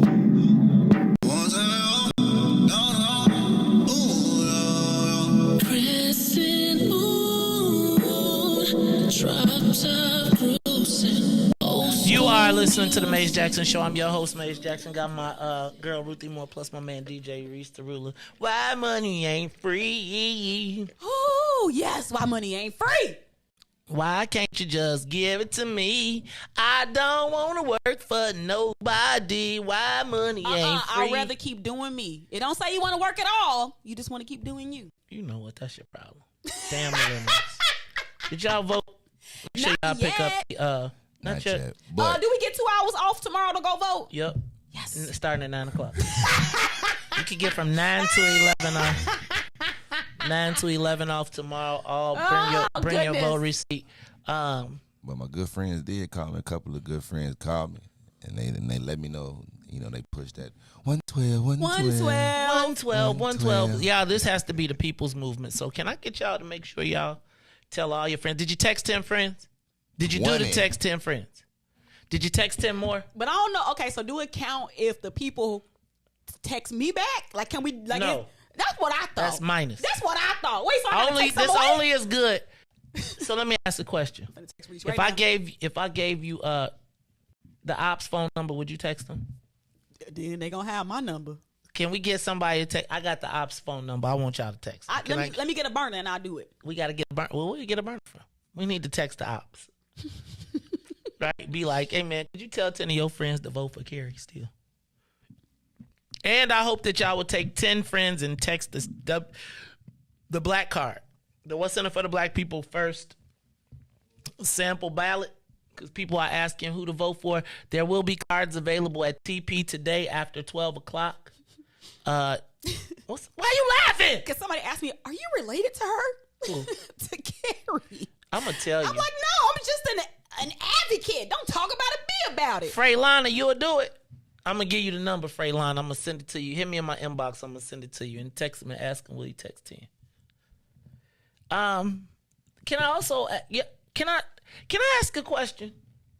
Is there something in our blackness that makes people just, so here's what I need tomorrow.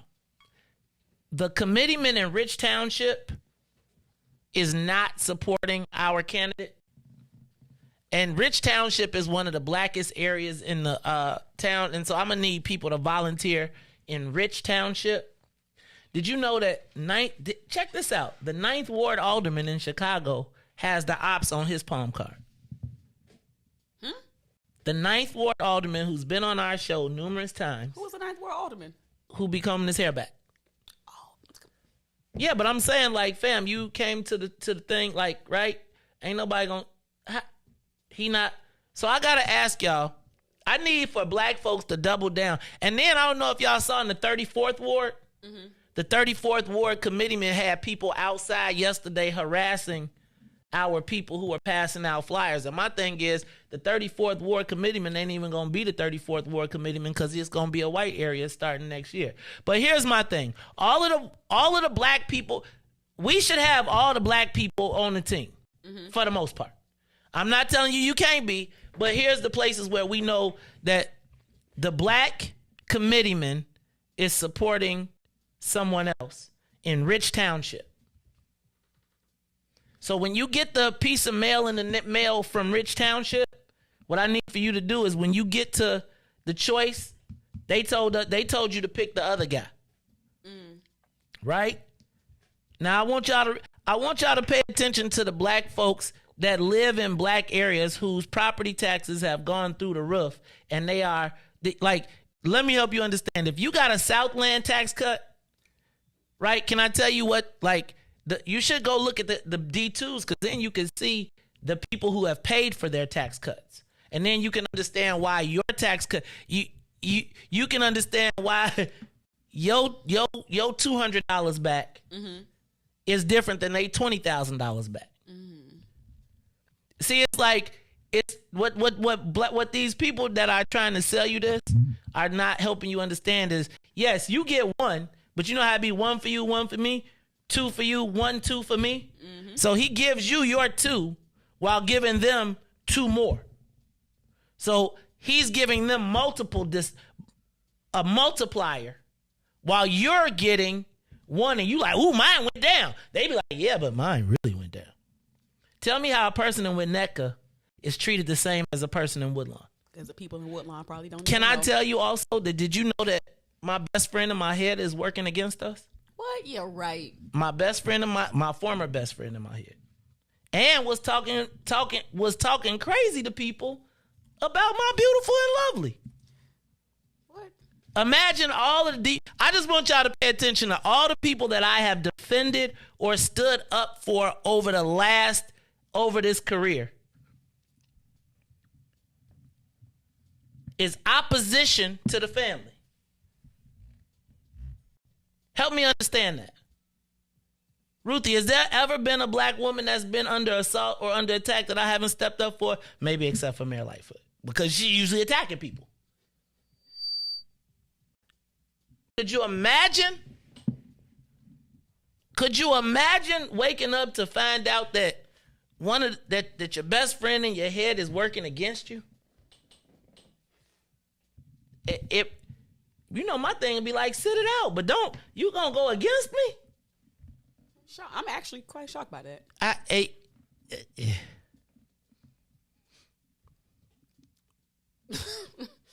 That's kind of deep, huh? I got extra questions. But then and that's one of the places where people getting put out, where their property tax is going through the roof. It's kind of crazy. So look, this is where I'm going to need help. So we're going to need help in the 20th Ward tomorrow. We're going to need help in Rich Township. We're going to need help in the 9th Ward. We're going to need help everywhere where you go somewhere. And if you go outside and you see on the document that our candidate is not there, especially from a black person, then you got to double down. Oh, and by the way, we need you in the 4th Ward. Y'all know in Hyde Park, we need you to be there too. I'm probably be in trouble.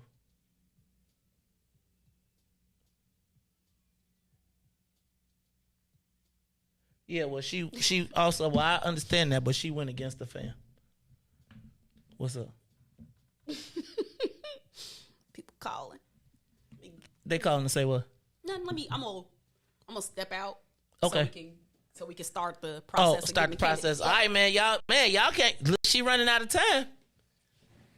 It's at 7:48. We got people. Oh, come on. Let's get them in here. Look, y'all, it's the Maze Jackson Show, but I want y'all to pay attention. I want you all to go. I want you to go look at the palm card, and I want you to look at who your committeeman, who your elected official is supporting for assessor. Help yourself. Ask yourself why. After everything you've seen today, Riis, turn me back up. Even if we even got Jesse White supporting the president, how did your committeeman figure a way to go against the sister? Look, Riis, I'm gonna play the Jesse White thing, and then when we come back, we're gonna be talking to Monica Gordon. She is running for Cook County Commissioner as well as committee person for the Thornton Township. But Riis, let me run this one back for you one more time. You ready? Here we go. Hi, I'm Illinois Secretary of State Jesse White, and I'm here with my good friend Carrie Steele. She's running for Cook County Assessor. It's important for us to make sure that we have someone at the helm who will not only take on the job, but will take on the responsibility that goes with it. So please come out on June the 28th and support my good friend Carrie Steele for Cook County Assessor.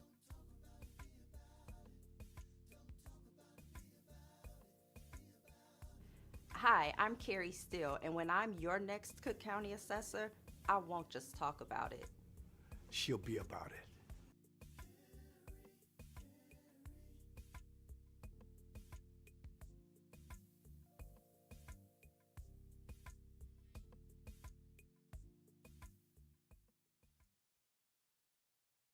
The Maze Jackson Show will be back after this break. My mom would say, Carrie, don't talk about it, be about it. My name is Carrie Steele, and as president of the Water Reclamation District, I lead an agency with $1 billion budget, AAA bond rating. We've increased transparency while we've reduced our reliance on tax dollars. Now, my opponent has been all talk and broken promises. The Sun-Times said Kagi's office is riddled with mismanagement, hurting our seniors, our veterans, and our property tax bills are going to be late again. Look, we all knew 4 years ago that the Cook County property tax system was broken and needed to be reformed. And unfortunately, it still does. That's why I'm asking for your vote June 28th, punch number 112. Because I won't spend the next 4 years talking about it. I'll be about it. Vote for me, Carrie Steele, as your next Democratic Cook County Assessor. This message has been paid for by friends of Carrie Steele. Carrie Steele, Cook County Assessor.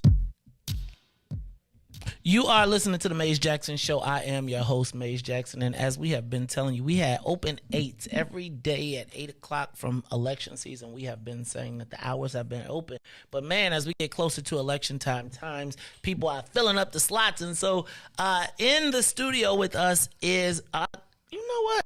It's a good friend of mine. We go a little bit way back. We also part of a very exclusive club of people. But look, we only got a few minutes, so I'm going to let her tell you a lot about herself. She is a good friend of mine. She is running for she is our endorsed candidate for the Cook County Commissioner in the 5th District. I got that right? You did. All right, y'all. So look, welcome to the Maze Jackson Show. Monica Gordon. Monica, what's going on? How you doing today, sis? I'm good. Thank you so much for having me on today. I'm really excited. This is my first time on the show. I'm hoping it won't be my last, and I'm happy to be here. And like Maze said, he was the first executive director of the Illinois Legislative Black Caucus, and I believe I was the third. So, we have a lot of stuff in common, and also we have an admiration for a certain lady named Carrie Steele. All right. Also, that's something else we got in common. But, yeah, I'm running for Cook County Commissioner, 5th District, to replace Deborah Sims after 28 years, and I'm also on the ballot for Bloom Township Committeeman. So let's back up. I'm going to hit both of those before we go. Let's start with the candidate for Cook County Commissioner. Monica, and I need you to do it briefly, but I need you to tell me a little bit about you started with us being in the Illinois Legislative Black Caucus, but we were talking about this over at Chicago State, and I want you to go back and tell people, because you at a while back decided you wanted to get involved in politics and be part of the political process, and I want y'all to pay attention, because this is what I talk about. Tell me about your story, how you got to this point right now. Sure. I was in medical sales for quite some time, and I took a big risk. I went to lobby in Springfield. I worked for free for a session. What? Hold on, what do you mean you worked for free for a session? I paid all of my own expenses and everything just to learn the game. And then I did a lot of volunteering for elected officials, and I got brought on as the interim executive director while Larry Luster worked on Kwame's campaign. L-Dub. So then once he left, I became the executive director. I left after 2 years to run for state senate. I was unsuccessful in that race. Then I was elected #1 vote getter for Prairie State College Board. And then I got a call from Commissioner Sims to meet with her. An hour later, I was asked to run for the Cook County Commissioner seat. Look at that. So one of the things that I talk about, Monica, is the process. And I need for you all to understand this as we go through this conversation. Monica, you saw so you was making a pretty decent living already in medical sales, and you saw and decided that you wanted to be part of the game, and so you took a risk of your own, and you didn't say, hey, somebody just give me something. No. You said, I am going to go down here, I'm going to volunteer my services to learn the game, and it worked out for you. It right? did, and I am very grateful for that. It did work out for me. Now back up, because you were the executive director, you ran for Senate, you lost in that race. Back up. You weren't successful in that race. A lot of times people get in the process, and then when they're not successful, they quit or they go find something else to do. You didn't do that. You then went on to do what now are you doing now? Well, I'm elected to the Prairie State College Board. I'm also the Director of Government Affairs for Chicago State. Check that out. So then you have been working in the field of government over the course of this time. Talk to me about the fifth commissioner's district. Where is that? What area is that covered? It's the far south suburbs. I'm sorry, the far south side to the south suburbs. So starting in around 100th Street east, somewhat east, all the way to Chicago Heights, Olympia Field. So it's an economically diverse district. You have areas such as Dixmoor, Harvey. You have areas such as Flossmoor and Olympia Fields. You have Hazelcrest, Midlothian, Robbins, Riverdale. It's a district that was held for 28 years from Deborah Sims. Half of the budget, the Cook County budget goes to health care, and it's an $8 billion budget. And one of the things that Commissioner Sims has been successful with doing is bringing a mammogram testing to the community. So, kind of strengthening the access to health care for women, especially when you think about conditions where early detection is everything. So I want to continue that, as well as do other things as far as increasing economic opportunity, working. We have a water infrastructure issue. You guys know about the issues in Dixmoor with the decayed pipes. So that's something I want to work on as well. And also we have the violence issue, the public safety issue. I want to allocate funding to the right nonprofits, nonviolence groups, as well as allocate funding to mental health and trauma services. These kids are seeing their friends die every day, and they don't have adequate trauma services. So Monica, real quickly, Audrey Tankley is out there. She's one of our What's in It for the Black People members. Tell us what you feel is your most significant accomplishments in the jobs that you've had. Wow, my most significant accomplishments. I'll talk about my current role with Chicago State. We just, depending on what happens with the vote with the package, the federal package, we obtained a $1.6 million earmark, congressionally funded earmark for our Breakey Theater. As you know, there's a TV boom, a film industry boom here on the south side of Chicago, and Chicago State wants to be a part of that. We want to train people for that industry. We want to provide internships and fellowships to students who want to get into film, whether it's screenwriting, production, or what have you. And so now we have some funds that will help us achieve that goal. Got it. Do you support the right of undocumented immigrants to vote in municipal elections? Yes. Okay. And tell me what's in it for the black people for Monica Gordon as the 5th Cook County Commissioner. As the 5th Cook County Commissioner. As the 5th District Cook County Commissioner, I want to bring resources. The 5th District is primarily a black district, and I want to bring resources to make a better quality of life for our residents. For far too long, the far south side and the Southland has been experiencing disinvestment. So I'm here to fight and advocate for those funds, whether they're utilizing my relationships to bring resources to the area from federal elected officials as well as state elected officials. I want to fight and advocate to make sure we have our fair share. And now, really quickly, you are running for Bloom Township Committee person as well. Tell me about that job in that position and why are you running for that one? Sure. So I am a Democrat. I am a proud Democrat. And I just experienced, I told you that I've obtained over the years. I've built relationships across the state. Now it's time to utilize those relationships to bring resources to help get more Democrats elected, but not just any Democrats. Democrats who are about making change, Democrats that want to help people, working class families live better lives, Democrats that want to have access to health care, Democrats that want to make things better for black people. I want to help do that. And with the resources that I will be able to obtain from those relationships that I've built across the state, and as well as working with key groups, I think I'm the right I know I'm the right person for that role. So I will say that one of our big challenges right now, we think, is a competition for resources. And in that competition for resources, we saw it play out in the ward map situation. I think one of our biggest concerns as black folks as we move forward is how does this immigration issue play out to our economic power? One of the things I want to point out now, we were watching, I don't know if you saw what happened in Texas, where there was the district that flipped from Democrat traditional. It was a 100% Latino district that flipped from Democrat to Republican because the American citizens that had become citizens were saying that we have put people outside of the country in front of people inside the country. And I do think that that is a burgeoning issue that is going to come to play itself out and is very important for us. So I want to talk back about that at a different time. Monica, look at the camera. Tell the people why they should vote for you for Cook County Commissioner of the 5th District. I am the endorsed candidate. I am fortunate to be endorsed by What's in It for the Black People, Mays Jackson, Secretary of State Jesse White, Chicago Federation of Labor, Personal PAC. I am grateful to have SEIU 73 working my campaign. Shout out to Ray Williams, who's doing an amazing job. Shout out to Mayor Gonzalez, who has really stepped up in my campaign. I am grateful for Commissioner Sims, but I am the candidate who will fight, who has the energy, the track record, who will fight for the 5th District.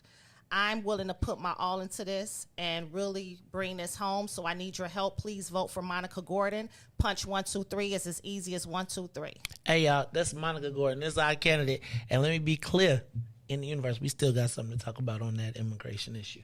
I welcome the conversation. There it is. We got to have that conversation. But I also want to make sure that we're clear who the opposition is. We won't share a name. The opposition tried to be here this morning. But the opposition can't be on the, because the opposition is the opposition of our largest mission on this ballot. So, Monica, I'm looking forward to you successfully. I know that we have a great working relationship. Always pick up the phone, always willing to answer the call when we've asked you to. So I look forward to being supportive, and I look forward to you being victorious. We still got to deal with this other issue, though. Look, y'all, this is the Mays Jackson Show. It is our girl, Monica Gordon. She is running for 5th Commissioner District and Bloom Township Committee person. Hey, y'all, next generation is in front of us. We'll talk about it again after these messages. This is the Mays Jackson Show. We'll be back after these messages. The Mays Jackson Show. We'll be back after this break. WIIFTV-PM. Hey, Chicagoland, all roads lead to Solo Beauty Supply, the largest black-owned beauty supply in Chicago. We carry a large selection of natural hair care products, plus much more. So come see us at one of our two locations, located at 9011 South Ashland or 8158 South Cottage Grove. Our inventory is growing, and with your support, Solo Beauty will continue to be a source of pride in our community. Mays Jackson. What's up, Chicago? This is your man, Mays Jackson, host of the Mays Jackson Show. You hear me every single day ask the question, what's in it for the black people? Well, finally, y'all, we've got an answer, and it's called the Black People First Party. Meet us every Saturday from 10 a.m. to 1 p.m. at TP, located at 5401 South Wentworth, Unit 17E. That's in the mall at the 55th and the Dan Ryan. And you join us every Saturday where we are taking our politics black. We'll teach you everything you need to know about the game, from how to collect a petition, to how to knock on a door, to even how to become the next mayor of the city of Chicago. That's right, y'all. It is the Black People First Party. Meet us every Saturday, 10 a.m. to 1 p.m. at TP, located at 5401 South Wentworth in the mall at 55th and the Dan Ryan. And if you don't like it, you can still tell them Mays said. This is a black people thing you wouldn't even understand. Mays Jackson.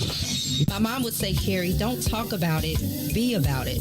My name is Carrie Steele, and as president of the Water Reclamation District, I lead an agency with a $1 billion budget, AAA bond rating. We've increased transparency while we've reduced our reliance on tax dollars. Now, my opponent has been all talk and broken promises.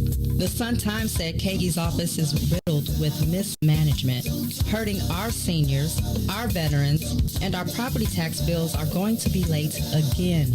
Look, we all knew 4 years ago that the Cook County property tax system was broken and needed to be reformed. And unfortunately, it still does. That's why I'm asking for your vote June 28th, punch number 112. Because I won't spend the next 4 years talking about it. I'll be about it. Vote for me, Carrie Steele, as your next Democratic County Assessor. This message has been paid for by friends of Carrie Steele. Carrie Steele, Cook County Assessor. Today, the Biden administration is releasing what it calls a new strategy to fight domestic terrorism. Following a 100-day review, federal officials are now laying out a new plan hoping to deter, detect, and prosecute domestic terror. They went to the Capitol waving their flags and looking for smoke. He was out there looking for justice. They was over there looking for votes. Ashley Babbitt was with him and told all the people that nothing could stop us. She climbed through that Capitol window, breaching security, and called a shot, bro. The media say she a veteran. They paint the picture to make her look greater. But she disrespected the same country that she served. That makes her a WIFTBPM. Back to the Mays Jackson Show. You are listening to the most dangerous show. This is What's in It for the Black People Radio. Mays Jackson. Mays Jackson, the most vociferous advocate for black people in the world. For Ruthie Moore, for Todd Stroger, I am the host of the Mays Jackson Show, asking every single day, what's in it for the black people? And if you don't like it, you can still tell them Mays said, Mayor Lightfoot, man, we ain't accepting that. We ain't accepting that. Let's go. Yeah.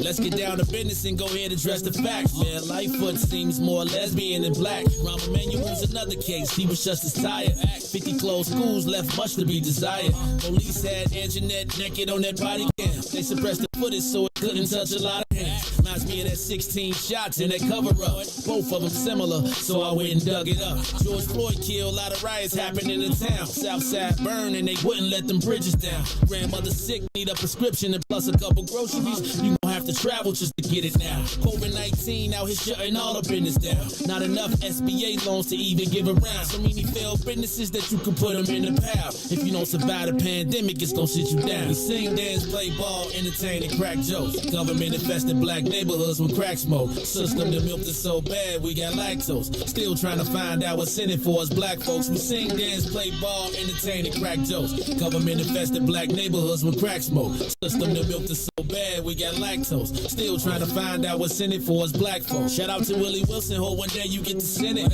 We need some different players in the game to handle business. Too many shady characters like Madigan and Blago. But when you really break it down, it's typical Chicago. City full of gangsters, it's what the land was built on. Same streets with hood legends, DNA gets spilled on. Carjackers out here lurking, trying to get they steel on. Looking for a block to put them Hellcat wheels on. Let us give bogus appraisals a red line. Car crackers out here getting minimal fair time. And I'm concealed carry, I stay with the pipe. But Illinois gun laws giving minimal rights. Stay up on the swivel, make sure I'm moving tight. Check all of my mirrors when I pull up to the light. Pick my homie up from out of town, man, he caught a flight. He was hella nervous, told him, shorty, this is a way of life. We sing, dance, play ball, entertain, and crack jokes. Government infested black neighborhoods with crack smoke. System that milked us so bad, we got lactose. Still trying to find out what's in it for us black folks. We sing, dance, play ball, entertain, and crack jokes. Government infested black neighborhoods with crack smoke. System that milked us so bad, we got lactose. Still trying to find out what's in it for us black folks.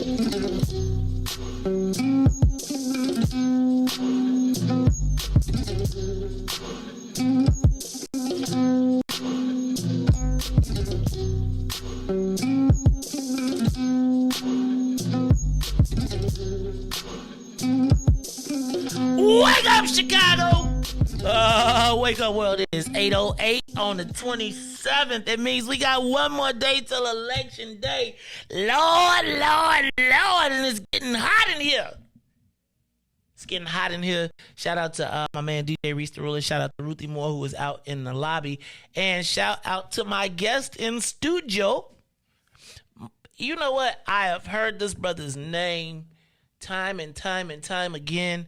As a matter of fact, when my young cousin, who was running for mayor of Robbins, was in a little bit of a political crunch, this brother came to his aid and assist. Now, I gotta tell you, it's been a lot of hullabaloo about the black guy running for governor in the Republican race. And if you was to listen to Riis, you'll be thinking about the black dude who had a slave in his commercial. However, there is another brother running for the position of governor. He did not get $50 million. Hey, man, I bet you, though, would you rather jag $50 million Do you think, I think the problem for Richard Irvin is, man, if I had $50 million, did he have any fun while he was blowing all that money? At least at the end of the night, did they go to the club? Did he go to the restaurant? I please hope it wasn't all anyway. I say all that to say, because there's another brother in the race on the Republican side. Now, obviously, I can't encourage you to vote for him right now because we have a very important race on the Democratic side of the ticket, and you can only pull 1 or 2 ballots. But if you must, then I think it's important that you know this brother who is here with us today. So let me just say what's up to my guest, attorney Max Solomon. Attorney Solomon, how are you today, man? I am well, Mace. Thank you. Hi, man. So I gave you a big wind up, man. But talk to me about yourself. So wait, let me go back. Attorney Solomon, back up. First of all, tell me, who is Max Solomon? First of all, Maze, it's great to be here. Thank you for that introduction. And I want to let it be known that I was the first brother in that race, in the Republican Party gubernatorial race. I started my campaign way before Irvin, so right. I was the first black man to run. Were you trying to get that title?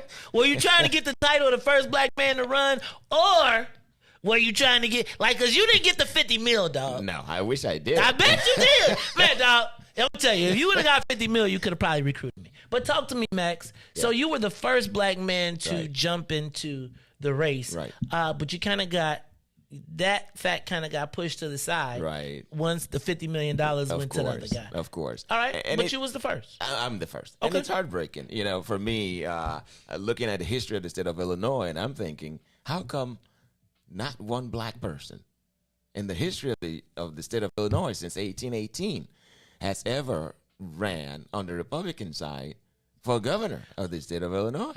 Did you just see this? Did you see who they just picked, though? Right? You see who they're picking right now. Right. That's why. Really, real talk. But we got to step up, though. We can't let them pick. We've got to step up. Yeah, but so Mac. So let me back up. So I've had this conversation, right. And I really think we need to just extract our vote from the whole process and vote over here. I think we get jammed because we're forced to pick left or right? And because we have been put into the Democratic Party and because people like Darren Bailey, I'm not tripping on, I'm saying that looking at him I have some concerns as a black person going south of I-80. Right.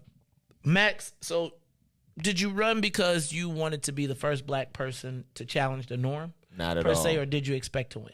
Not at all. So I believe, first of all, nobody does anything because they know the outcome, right? Only God knows the outcome of anything. So you run because you want to make a difference. You identify a problem, and instead of sitting on the sidelines pointing at the problem, you wanted to get in the game and say, hey, you know what? I've got an idea, and I think I can influence policy, and I think I have the voice, and I can make a difference. So you do get in there and to run. So Max, talk to me though. Why start at governor? Have you ever run for any other office? Oh, absolutely. What did you run for? Oh, wow. Where do you want me to start? College board, state representative, state senator. Which mayor, ones have you won? Library board. Which one? What library board? Grand Prairie in Hazel Crest. All right. Yes. Hazel Crest. Hey, y'all pay attention to Hazel Crest. We ain't messing around in Hazel Crest. I need y'all working because y'all see the mayor of Hazel Crest is against the team. So if you out in Hazel Crest, know that the mayor of Hazel Crest is against the team. He wanted to be here today, but he's against the team. So Max. Yeah. You see a problem, you want to identify it, you jump in the race, you get the signatures, you make it to the ballot. Right. Tell me what it's like being a black man campaigning in Republican areas. Tell me what it's like to be a black dude, limited money, so they haven't bought the path. How welcome have you been in the Republican Party? Like, how many county parties have opened up their doors and given you the opportunity to present?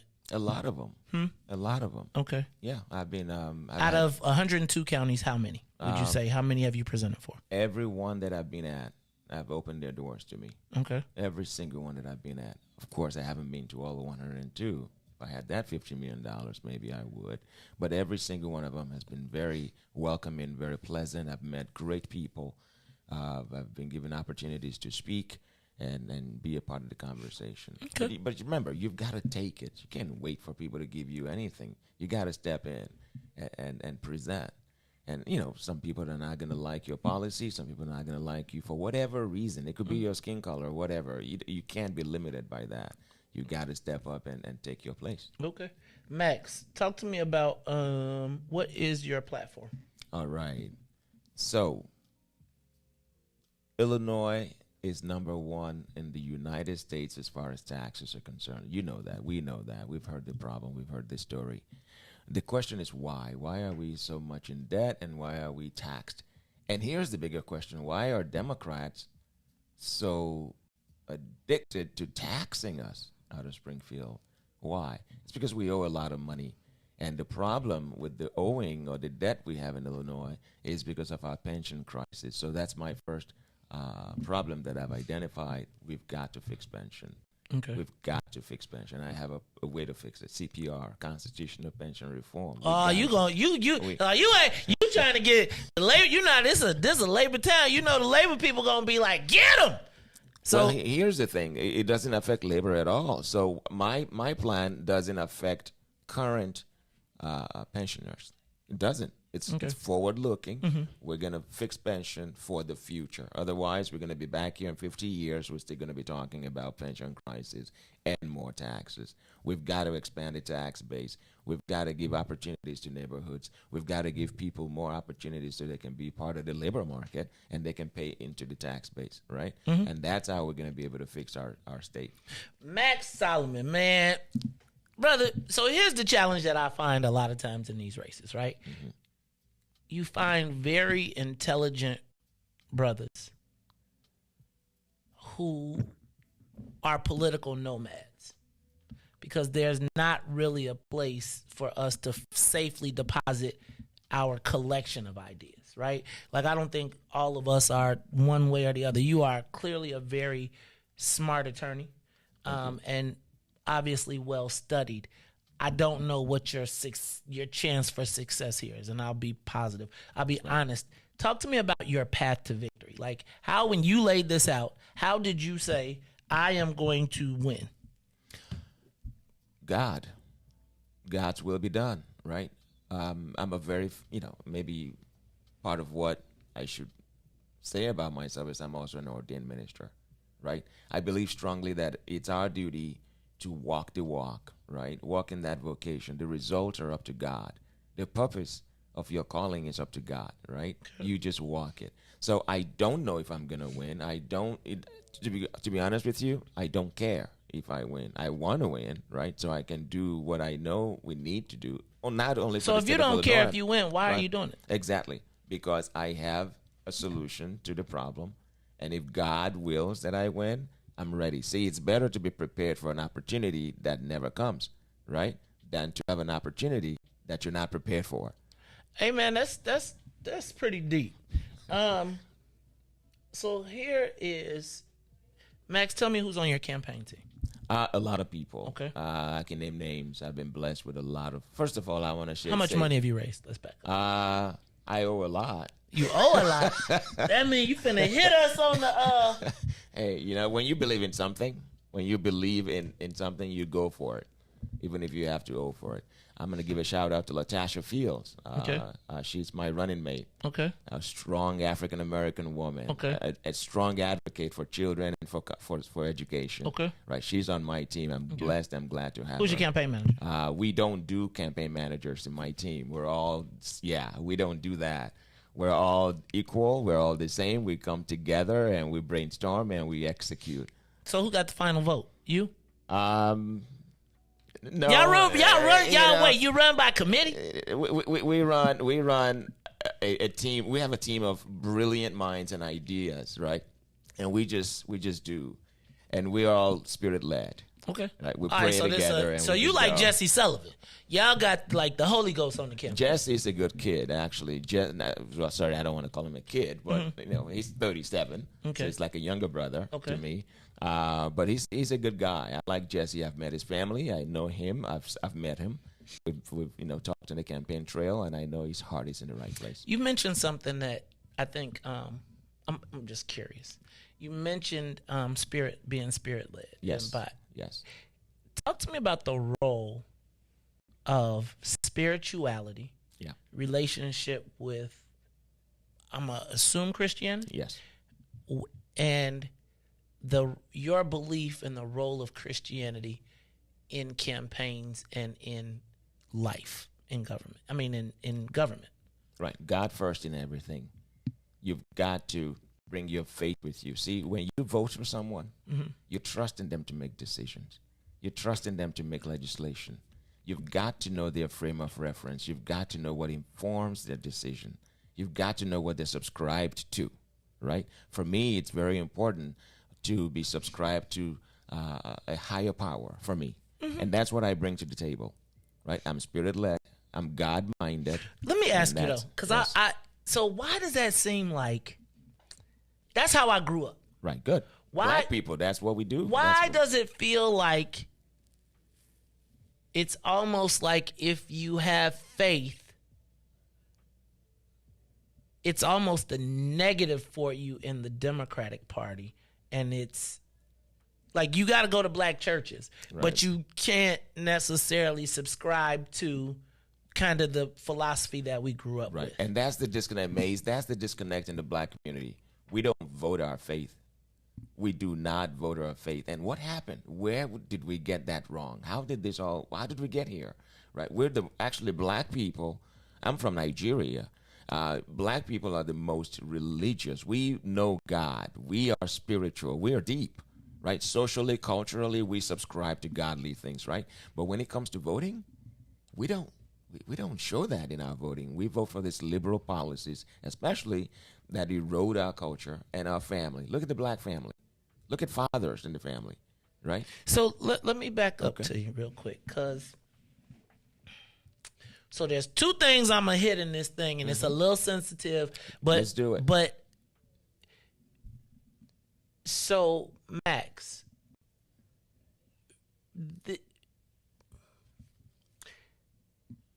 spirituality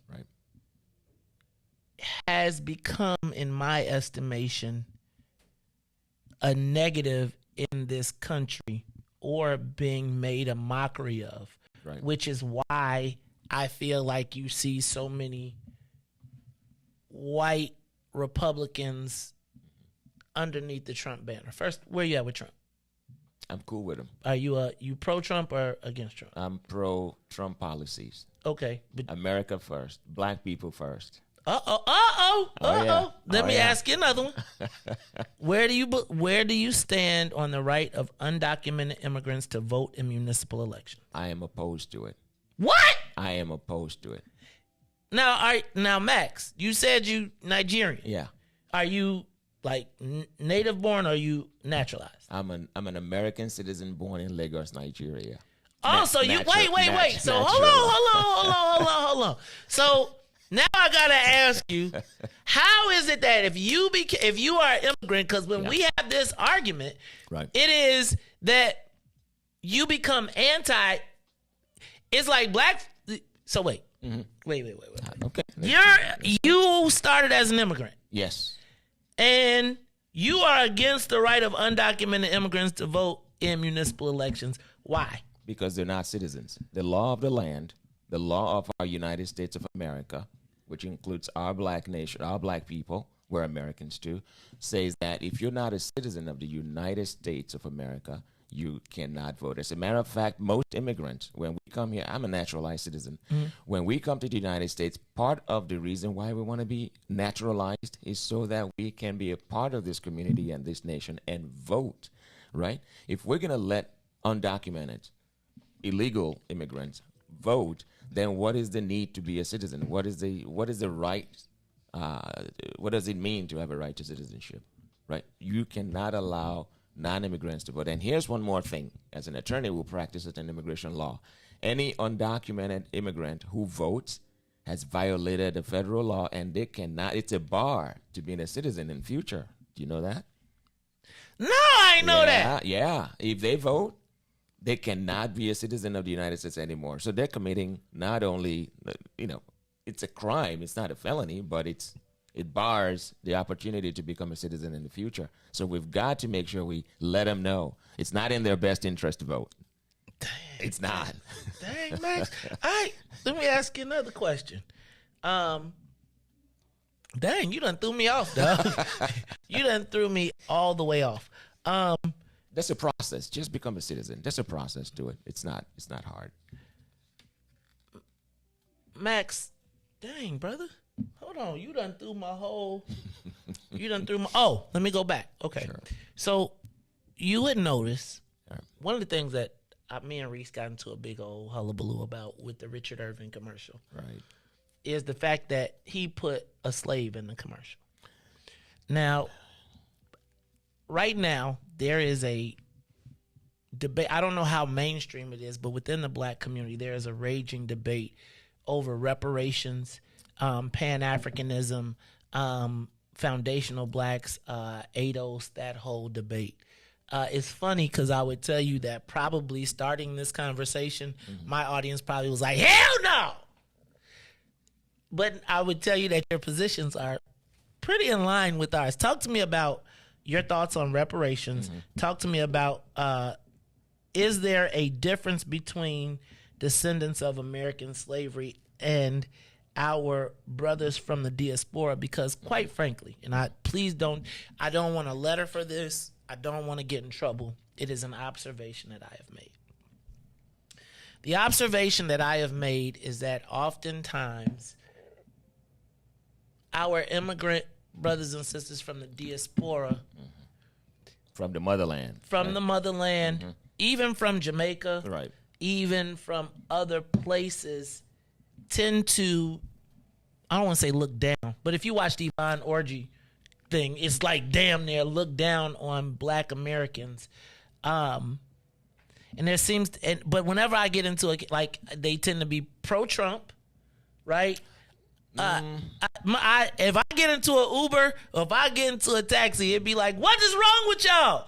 Look, man, this is the greatest country in America. Why do we seem to have a difference there? And is that maybe it's real or is it imagined? It is imagined. It's a myth. Africans, immigrants who come here, remember when we look at African Americans, our cousins across the Atlantic Ocean, we see our black people. We know the history. We know the slaves. I mean, my ancestors were brought here, right? I understand that. I'm a Yoruba man. Okay. Most of the slaves were Yoruba, so I know that those were. I had to learn how to fight better, man. All right, we gonna get this Come together. on to Africa with me. Hey man, we do that. Hey man, we go to Zimbabwe. I'm straight in Zimbabwe. I don't know about, but I do want to go to Nigeria. But come on, talk to me. But here's the thing. First, I don't believe in reparations. We don't need reparations. You just lost. We don't. I know. And we got to have the hard conversations, the tough conversations. We don't need reparations. Black people don't need anything from anyone. We've got it. We can come together. Just leave us alone. All we want as a people, and that should be our strength. Give us access, equal opportunity, and watch us do what we do. And I would honor that somewhat. And I think I come from a place where I feel like there ain't nobody gonna give me nothing, right? So I feel like I just gotta make it happen. You gotta make it happen. But I would just say, I do subscribe to that part of it. Like I don't look at walls, I just look at hurdles. Yes. What am I gonna have to do to get over this? Let's get over it. There's nothing you can do. Yeah. However, yeah, I don't agree in that I believe that every other race, culture, creed has been made whole, or like we look at people that were sufferers of the Holocaust, and they get a check every month until they die. When you look at the sounds like welfare. Hey man, you know what? Call it what you want. It's welfare when it's us. Like, cause I feel like we don't need it though. But here's our thing. I think You don't never see no white folks turning down the free money when they was wrong. I think one of the things that we have in us is to say, like, Max, I would say yourself, myself, there's a group of us that probably, no matter where you put them, no matter what the circumstances are, we're going to be straight. Right. There are people That's that black have people. been, I would say that we've had some advantages. Yeah. In education, in access, in all of those places. And so we see what happens when you can get into these places. But there are a lot of us that will never have that access. And so I would just challenge you on that one. Who's responsible for that? I think it's combined. I think there is those of us that have access, those of us that's been blessed, right? We can help those people you're talking about. I think we can help right. to a certain extent. I think we can help piecemeal. Right. Let me ask you Go this. ahead. Let's look at legislation. Let's look at law. Let's look at black people, and let's look at fathers. In the state of Illinois, a black man, and not only a black man, it is in the law, it's in the books that if you don't pay child support, your professional license could be revoked and you could be sent to jail. Why aren't black legislators, especially the Democrat Party, in the state of Illinois, trying to change that? We know that fatherlessness in the home is one of the reasons why black families are torn apart. As a matter of fact, I tell you this: we want to solve crime, bring the black man back home. Bring the black man back home. When you look at crimes in our community, do you know the power that a black man has, brother? I run my house. Until Carrie said we are raised, we are kings, we run kingdoms. We are loyal to our own people. We are godly people. We're spirit-led. We don't condone nonsense in our communities. All this, crimes and running around and shooting each other. No, we don't do that. That's not us. The enemy crept in. We've got to get the enemy out. Dog, you ain't getting no Republican votes talking like that. Look, y'all. Hey, man. Max, check this out, bro. I can't tell none of my people to pull a ballot. Let them pull the Republican Party ballot for the first time. Not this time, because we got tomorrow. We got the president of we got an assessor's waste to win. But for all my white folks that live in these places, wherever that there are, you are going to pull a Republican ballot. Hey man, I want y'all to take a moment to consider this, brother. Max, we got to have you back for more conversations. We've got to. I think I'll be happy. I would love to have you as part of this. After this election, yes. One of the things that I have come to the recognition is that my job is to pull us together. Yes. To me, you are an asset for the team. I know that we got to figure out the foundational and the ADOS and all those different things, because I do think that it is creating a space. And then I've got to say something about that, Go ahead. Maze. It's a myth that Africans or immigrants, black people, look down on. Hold it, nah. We don't. Here's what's happening. They be like, don't be like them. But here's what we're seeing, and I'll be the first to admit to you that what I see, what I encounter when I came to the United States, amongst my black people, my cousins, my brothers, my sisters, my kings and queens, right, is that disconnect that we talked about earlier. Our culture, we're a conservative people. You know that. Look, black is conservative. We are family. We are fortunes and economic opportunities, and we are strong individuals, right? But we Africans, we come in here, and we see a disconnect. Like, okay, what's going on here? Our black brothers and sisters here, there's something. And we've got to talk about it. So it's not looking down on African Americans. We're frustrated. I'm frustrated too, because I'm saying, no, black people, let's change course. You cannot let one party think that they own us. No, we can't. Our votes should be a bargaining chip, right? We cannot let one take us for granted. We got to be open to both. Let them fight for us. Amen. Let both of them fight for us. Republican, Democrats, and Green Party, and Purple Party, come get it. So I'm going to ask you this. Yeah. And then because I got to tell y'all, so I know people talking, hey, my man's been on the field for a long time. I know we haven't talked to him here, but I just do want y'all to know he has been on the field a long time, helping a lot of people who don't necessarily have it. Brother, Dag, I saw one more thing, and then I'm going to let you up out of here. Dang, I saw a good one. It's all right. I think here's my thing, Max. You probably lost us on the reparations, but everything else you talking about, brother. Here's the thing. All right, well, look, I'm trying to help you, man. I'm trying to help you. We don't need it. Trying to help you, right? But this is what I would say. I feel like I was there, right, 10 years ago, right. And I think there are a lot of different experiences. But I will say this, brother. I am glad that we had the opportunity to talk. Yeah. And one of the things that I think that has happened is we've allowed them to decide which ones of us can talk to who, whatever, and we can't always get the best ideas for our community. I think a lot of stuff you talked about today are great things, and that's why you got to, after you get through with this, we're going to have to put you in BP1, man. Get through with these Republicans and come on home. Like my man Mike Burry say. We own the Republican Party, We used to. We still do. Take it back. Let's take it back. Hey, man, let's take them all back. Let's do it. Let's take them all back. Let's do our own thing. Right. Max Solomon, look in the camera, tell the people why you're running for governor and why they should elect you. All right. Ladies and gentlemen, thank you for having me. If you're watching right now, it's time to do something different. You've got nothing to lose, right? It's been too long. We've waited too long. We need opportunities, economic opportunities, access in our communities. Let us come together and let us do something different. Vote for me. I'm running on the Republican side. Tomorrow, do something you've never done. Pick a Republican Party ballot and vote for Max Solomon and Latasha Fields. Let the Democrat Party know that they've got to fight for your votes too. We've been taken for granted for too long. It's time to equalize the playing field. Give me an opportunity. I'm here, and I fight for African Americans. I fight for all Americans. America first includes Black America first. Hey, yo, that's my man Max Solomon. Max, they at you. But I'm going to tell you, brother, I enjoyed the conversation, and I can't wait for us to have more.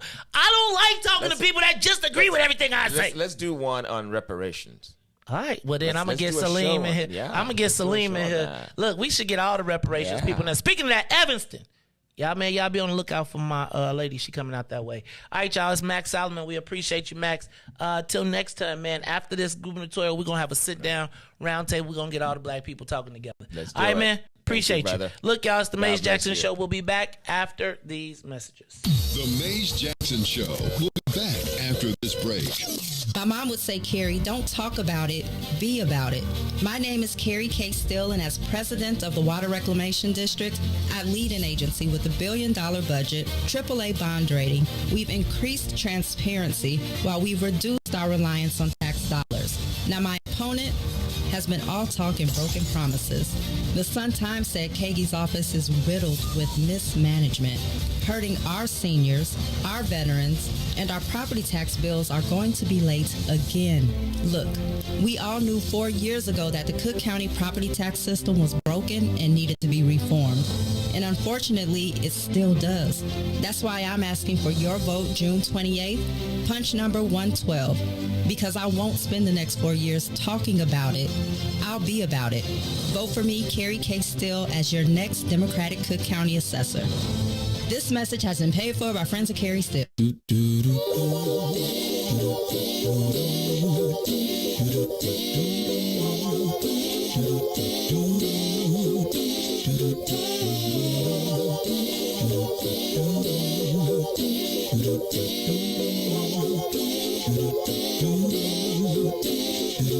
Well, sometimes I go out by myself and I look across the water and I think of all the things what you're doing, and in my head I paint a picture. Since I've come home, well, my body's been a mess, and I miss your ginger hair and the way you like to dress. But won't you come on over? Stop making a fool out of me. Why don't you come on over, Valerie?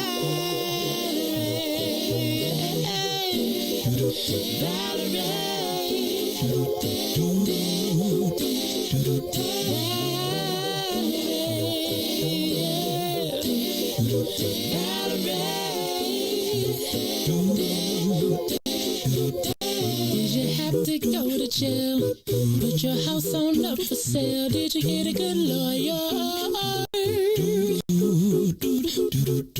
I hope you didn't catch a tan. I hope you find the right man who'll fix it for you. And are you shopping anywhere? Change the color of your hair. Are you busy? And did you have to pay this fine that you've been dodging all the time? Are you still dizzy? Since I've come home, well, my body's been a mess, and I miss your ginger hair and the way you like to dress. Won't you come on over? Oh, stop making a fool out of me. Why don't you come on over there?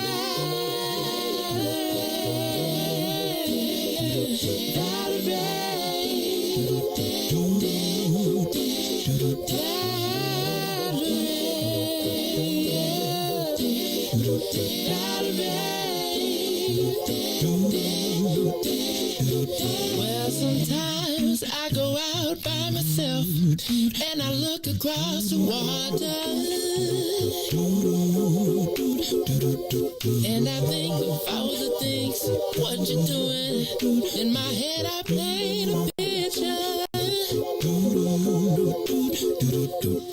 Since I've come home, well, my body's been a mess, and I miss your ginger hair and the way you like to dress. Won't you come on over? Stop making a fool out of me. Why don't you come on over there? You are listening to the Maze Jackson Show. I am your host, Maze Jackson. And as I told y'all, until Election Day, it is open 8s at 8. Now, Monica stretched us to 7:30. She had us going, then she stretched us. And so, shout out to Monica Gordon. She is running for 5th District Commissioner and Bloom Township Committeeman. Shout out to Max Solomon. Surprising interview. I know how we feel about this diaspora conversation, but I think there are some tough conversations in that mix that he discussed that I can't wait for us to have, right? Because I'm just like, I just want to talk.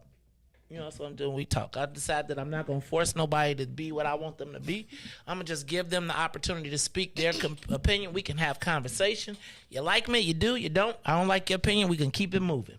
But here today, y'all, is a black woman who has accomplished something that I don't know that I've seen, at least in my political experience here in Chicago, which is we have Democratic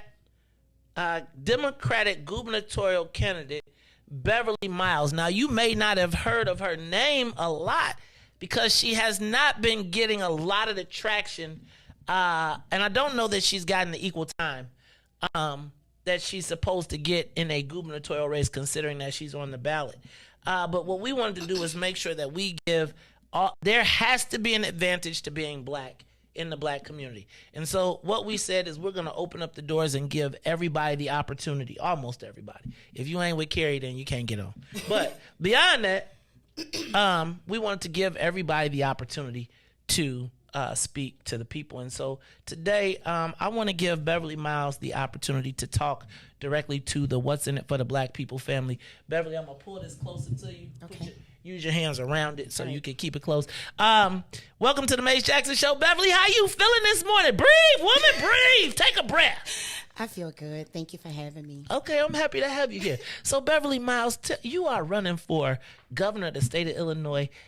Tell us, like, what? Like, hold on. So y'all got to understand, I be running around doing my thing. And then I looked up one day and I seen the ballot and I didn't even know JB had a challenger. And then I realized that he not only has a challenger, but he has a sister that actually got on the ballot to challenge him to $50 million. Well, he's a billionaire. Talk to me about this and first of all, how did you get into this? Let me back up. First, who is Beverly Miles? And look at the camera. I am I'm originally from Clarksdale, Mississippi.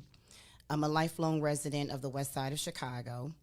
I live in the West Garfield community. I live in one of the most dangerous communities on the west side. I am a double master's prepared registered nurse with 30 years of nursing experience under my belt. I served in the United States Army. I rose to the rank of major, and I retired in 2014. And it was very important for me to come back to give, not only to give back, but to put back in the black community. I was once an at-risk youth, and I just wanted young boys and girls to see that they could make good choices and make good out of their lives. Okay, so Beverly, talk to me about what made you decide to run for governor in this race? Like I said, I moved back to Chicago because I wanted to be a part of changing the landscape for marginalized communities here in Chicago. When I got back and I started looking at, things that was going on in our community, the west side of Chicago, parts of the west side of Chicago, when I leave to go to work in the morning, it reminds me of a psych facility with no walls. Not only just black people walking around, but we have white people, Chinese people, and Latino people. And then when I would come home at night and go to bed, the west side of Chicago reminded me of a war zone. And so I just started praying, and I asked God, I'm like, I know you didn't bring me back to Chicago for me to leave again, because I was ready to leave again after I ran for alderman. And when I prayed about it... Oh, wait, back up. You ran for alderman? In 2019, yes. Where did you run? What ward? 28th Ward, Jason Irvin. Okay, go ahead. Yeah. So when I prayed about it, the Spirit just told me to run for governor. Okay. And I kept praying for maybe another 30 days, and that's what the Spirit kept dropping inside of me. And I'm like, okay, I made my announcement, and I did what I needed to do to get on the ballot. So talk to me about that process that you went through to get on the ballot. Well, in order to get on the ballot, we had to collect, the minimum signature requirement was 3,250. The max was 6,500. I turned in 6,450. Go ahead, Beverly. Yeah. Now, how'd you do that? Tell me what your operation looked like. What did you do? How did you pull that together? Who helped you get them? Well, Ziff Sistrunk. Ziff? Yeah, he helped me, and it was just me and Ziff. And when I get off work in the afternoon, I had some other people that would get signatures here and there, but the bulk of my signatures came from me. Okay. When I get off work at 3:30, I was out until 12 midnight every day. Look at that. On Friday nights, I would be in the streets, on the trains up until 12 midnight. At 12 midnight up until 3 o'clock in the morning, I was outside of the clubs. I would go home, sleep a couple of hours, get up, go to the restaurants, get back on the train, and I just repeated that for 2 months.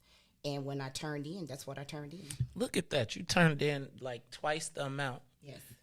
And tell me about that. Now, ordinarily, I would think a J.B. Pritzker would not challenge a black woman on the ballot. Did he challenge your signatures? He did. Talk to me about that experience.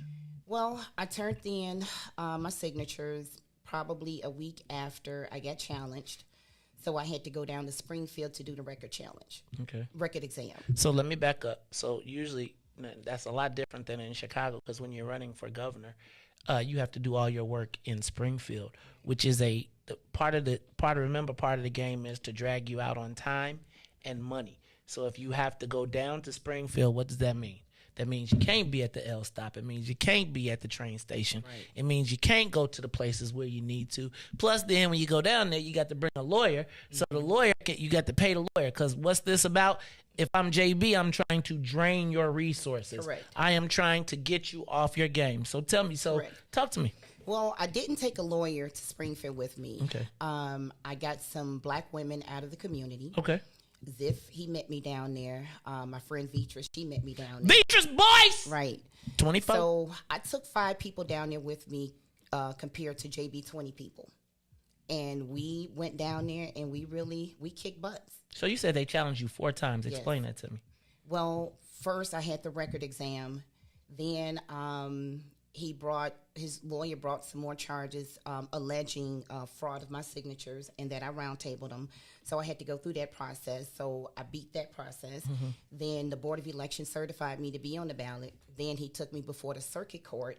The circuit court judge threw everything out, and I was put on the ballot, got my punch number, And just recently, 2 weeks ago, he's taken me before the appellate court. But right now, we do not have a court date. Wait. So let me just be clear. JB is taking this sister to court. He done spent $50 million whooping on Richard Irvin. Right. Now he's using all the power of the state to drag the sister into court. Now at the appellate court, even though he has this locked up. Beverly, why do you think he's doing all of this? Because after research, I realized he won his first election by 98% of the black votes. And with me being in the race and Richard Irvin being in the race, we know that we're going to cut into his black voter base. So what do you say to people who say that there was perhaps a desire by Republicans to kind of muddy him up a little bit in the black space? Muddy who up? JB. Knowing that we've been very loyal. I think there have been some allegations by people suggesting that, or at least the JB team floats that part of this is to compromise him with his secure base. I don't think anybody's trying to compromise him. The bottom line is, the question is, what have he done? You know, and I just remember watching him in his first election, how he made all of the promises to the black community, especially with the cannabis industry. And I also noticed how a lot of our black elected officials was putting out these flyers talking about he was going to be at certain debates, but he never showed up. So it was, to me, I felt like our black elected officials were the ones pushing J.B. Pritzker, and he really didn't have to do a lot of work in our community. Okay. So now here again, to me, it's kind of like the same repeated type behavior. So, Beverly, talk to me. So you are facing an uphill battle. First of all, talk to me about your campaign. Talk to me about what it has consisted of and what you like, kind of what has been your strategy to reach the people. Well, believe it or not, my campaign consists of myself, to be completely honest. All right. And you have a lieutenant governor candidate? I do. I don't want to talk about her. And the reason why I don't want to talk about her, because there's been black individuals that has been trying to find information about her, still trying to compromise my campaign at the last minute. Okay. So what I'm trying, in addition to that, individuals, it is of my assumption, is JB's administration trying to get me fired from my job. What? So, Wait. Hold on. Where's your job? I work for the Veterans Administration. For the state? For the federal. All right. Yeah, hands off Beverly Miles. Check this out. Hold it. So I don't know what deputy governor, chief of staff, or deputy governor of Illinois has the Veterans Association, and that's federal, right? It's federal. So let me just say this though, like, this woman ain't caused no harm to you. Right. Y'all better leave this woman and her job alone. Look, this is now I'm gonna tell you, I'm a dark artist.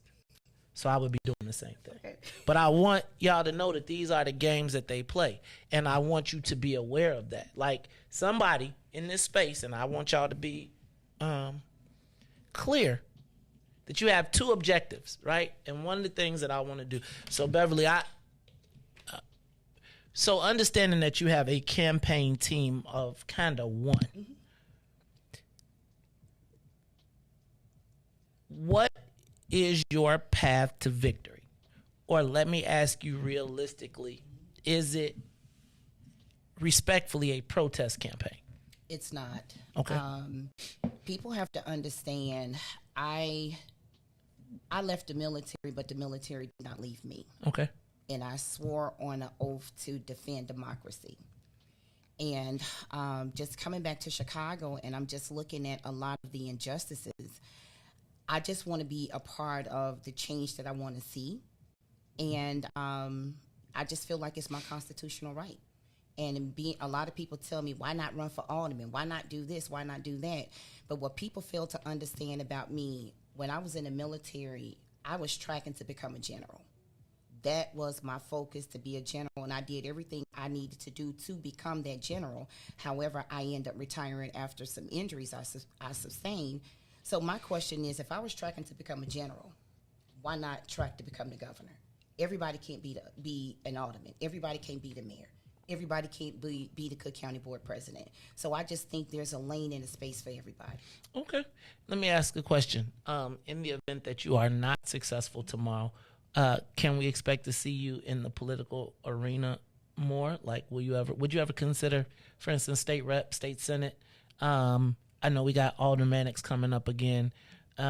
Would you ever consider, let me say this, as Mays Jackson, respectfully, I have seen and sat through a lot of these interviews knowing how decimated our political infrastructure is, and I feel like there are so many quality people that we need to get engaged in the process. Mm-hmm. And so my question becomes, can we expect, let me back up. What is your expectation tomorrow? How do you expect tomorrow to turn out? I'll leave it to you. I'm not going to put words in your mouth. Well, I'm trusting God. Okay. In every aspect, in every step of this process. God has been showing up and showing out. Okay. Man didn't expect for me to get this far. But with me trusting God and me knowing that God put this in my spirit, I truly believe I'm going to do really well tomorrow. Okay. I truly believe that. Okay. You know, let me tell you, I feel good about this. I'm going to tell you, Beverly, what do you consider success? I already won because I beat the billionaire. That so I'm going to give you that. I'm going to give you that because I would tell you that somebody is getting their head kicked in right now that she's still on the ballot. So I want y'all to understand, and part of what is happening now is all of so do y'all want me to tell y'all what the plan is or what the game plan is? And this is why I got to say this out front. So Beverly, one of the things that I try, because I know I've been getting a lot of feedback from a lot of people, you and I really only met truly where I cognizantly remember beyond in passing was a couple weeks ago at the event that Patrick Brutus and Brian Mullins threw from the Brutus and Brian show. Would that we could have known you and you would have participated in BP1 over the course of this time. Because I do believe, sis, that there is a lot of value that we could have provided and helped. But one of the other things I got to do, and this is part of my thing, is while we did not endorse you as a candidate for Black People First, I'm going to tell the Black people out here, like a lot of our people are already gone, they off the ranch. For those of us that are here, I would encourage you to consider a vote for Beverly Miles because it's going to count in the end. Now, I'm going to tell you, they got rid of Richard Irvin, and so this is probably the biggest sigh of relief for everybody else from Kwame to Susanna to what's his name? Treasurer Frericks are all breathing a sigh of relief because that money won't be there in the second half. And so if you are going to register your displeasure, if you are upset about what has happened with cannabis, with gaming, with all the things that have happened, I want you to consider a vote for Beverly Miles. Now, I also want you to consider a vote for Beverly Miles for another reason. You heard the sister tell you that she is now under full-out assault, which is typically what happens in the Black space, right? They love us and use us, all the while undermining us. If you don't comply with the way that, if you want to exercise your constitutional right, how dare you? How dare you? I have gone away from the process. I would love for us to have a infrastructure where we could put people in, but I'm gone from the spot of somebody telling Black people who they could talk to when they could talk to them. Right? Beverly Miles, what I tell you, it's math. It's math. And so when you look around and on election day tomorrow night, I would say realistically that there's a challenge. You got a very, very, very uphill battle, right? You battling $50 million, you battling everything else in the world. But what I want y'all to understand is that every vote for Beverly Miles is a demonstration that we ain't just all happy. Like it ain't all sweet out here. And the biggest fear is that there is going to, Beverly Miles creates a measurable opportunity for the black community to see what you can do. Part of the Black People First Black Card sample ballot is going to be an exercise in math so that we can be able to see where, what, purely black, diverse, all of those different things, because this is science. But what I want y'all to do is I want you all to let them know it's hands off Beverly Miles. It's hands off of, as I've told you before, we don't always have to agree, but I'm never going to be in a space where I am going to participate in a black lynching. This woman chose to run for governor. That is, she served her country, right? She is a black woman. They are going to be telling us tomorrow, after this is over, that black women need to run to the front of the line. My question is, why hasn't JB asked you to be a part of the administration? Why hasn't he said, hey, let's figure out some kind of way to work with this servant? Major. Well, what they have? There were some people that did reach out to me, and I'm not going to say their name, trying to offer me $50,000. No, that ain't what I'm talking about. Well, I'm Okay. just saying, I don't know.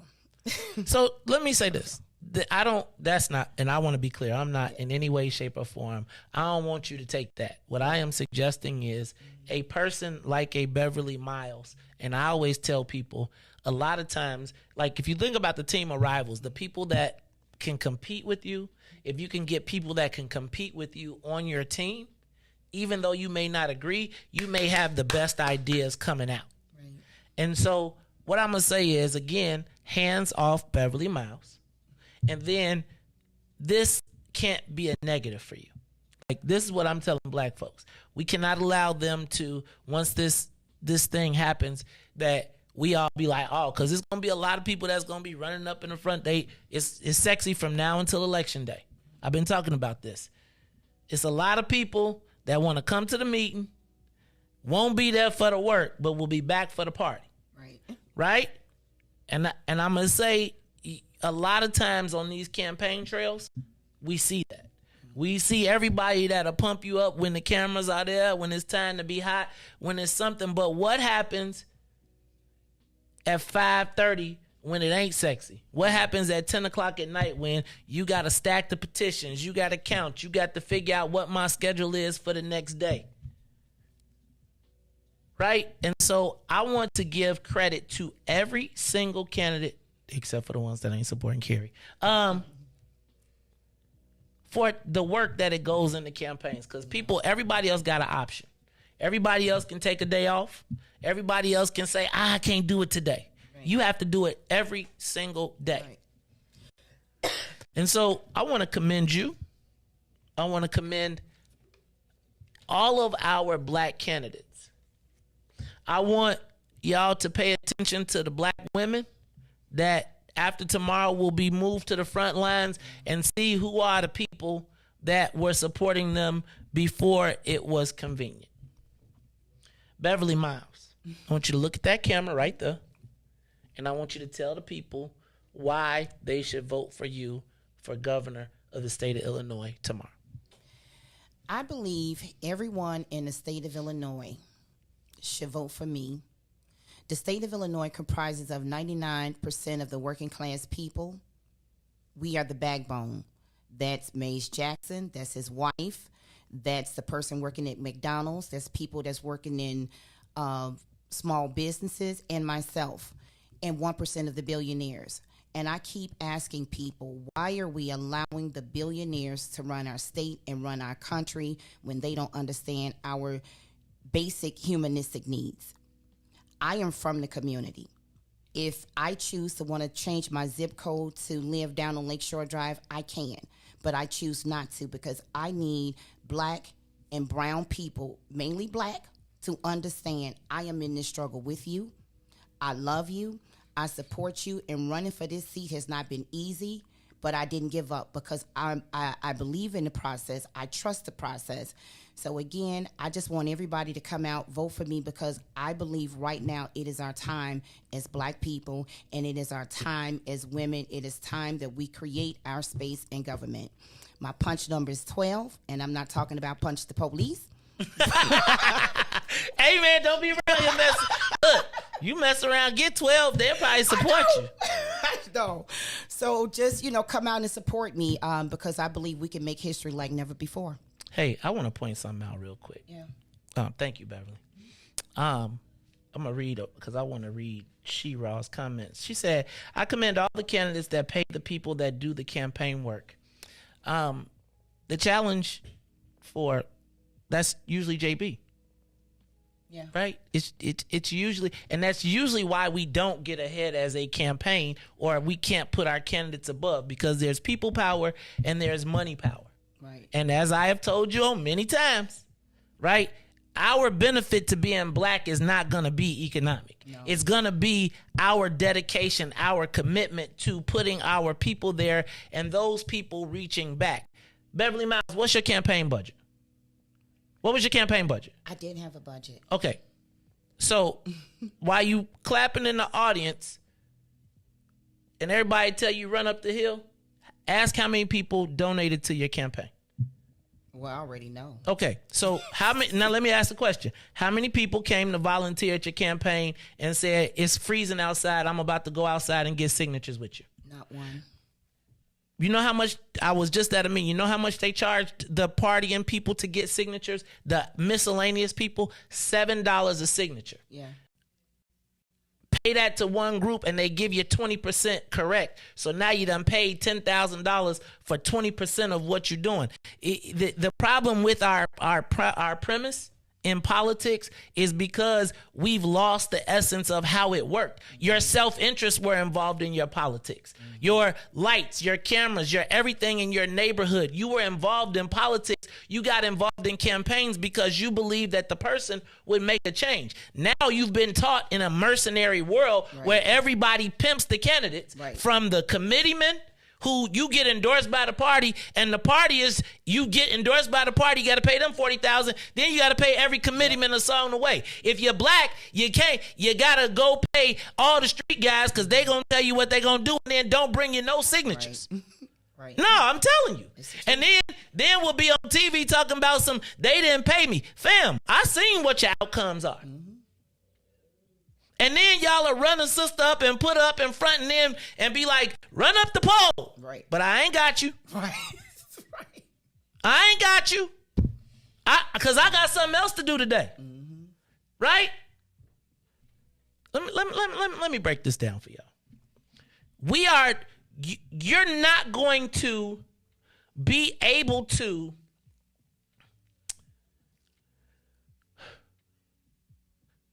nobody is going to pay you to get free. Nobody. JB is paying you to stay not free. JB changes the game and says, why would you go help Beverly Miles when I got $10 million over here? That's right. Then the black people be jammed because they can't pay JB rates. Because the black people telling you that they want to get paid would never show up at your $10 fundraiser, much less your $1,000 fundraiser.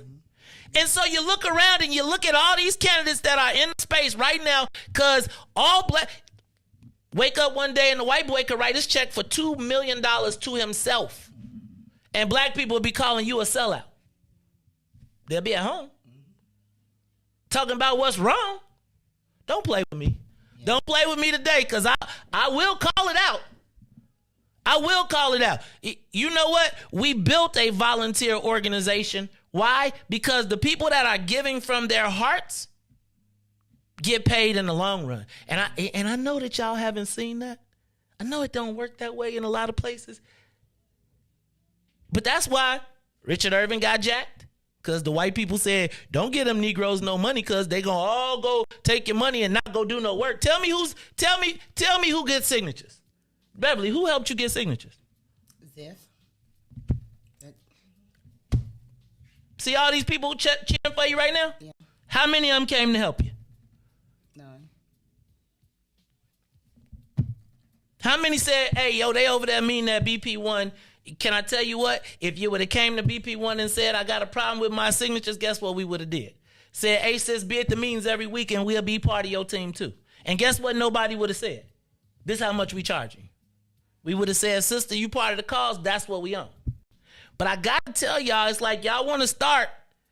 We ain't got no money to pay no damn body. Right. When's the last time you supported somebody black? I appreciate the 10 texts. I do. How many of y'all text 10 people for Beverly? Nobody.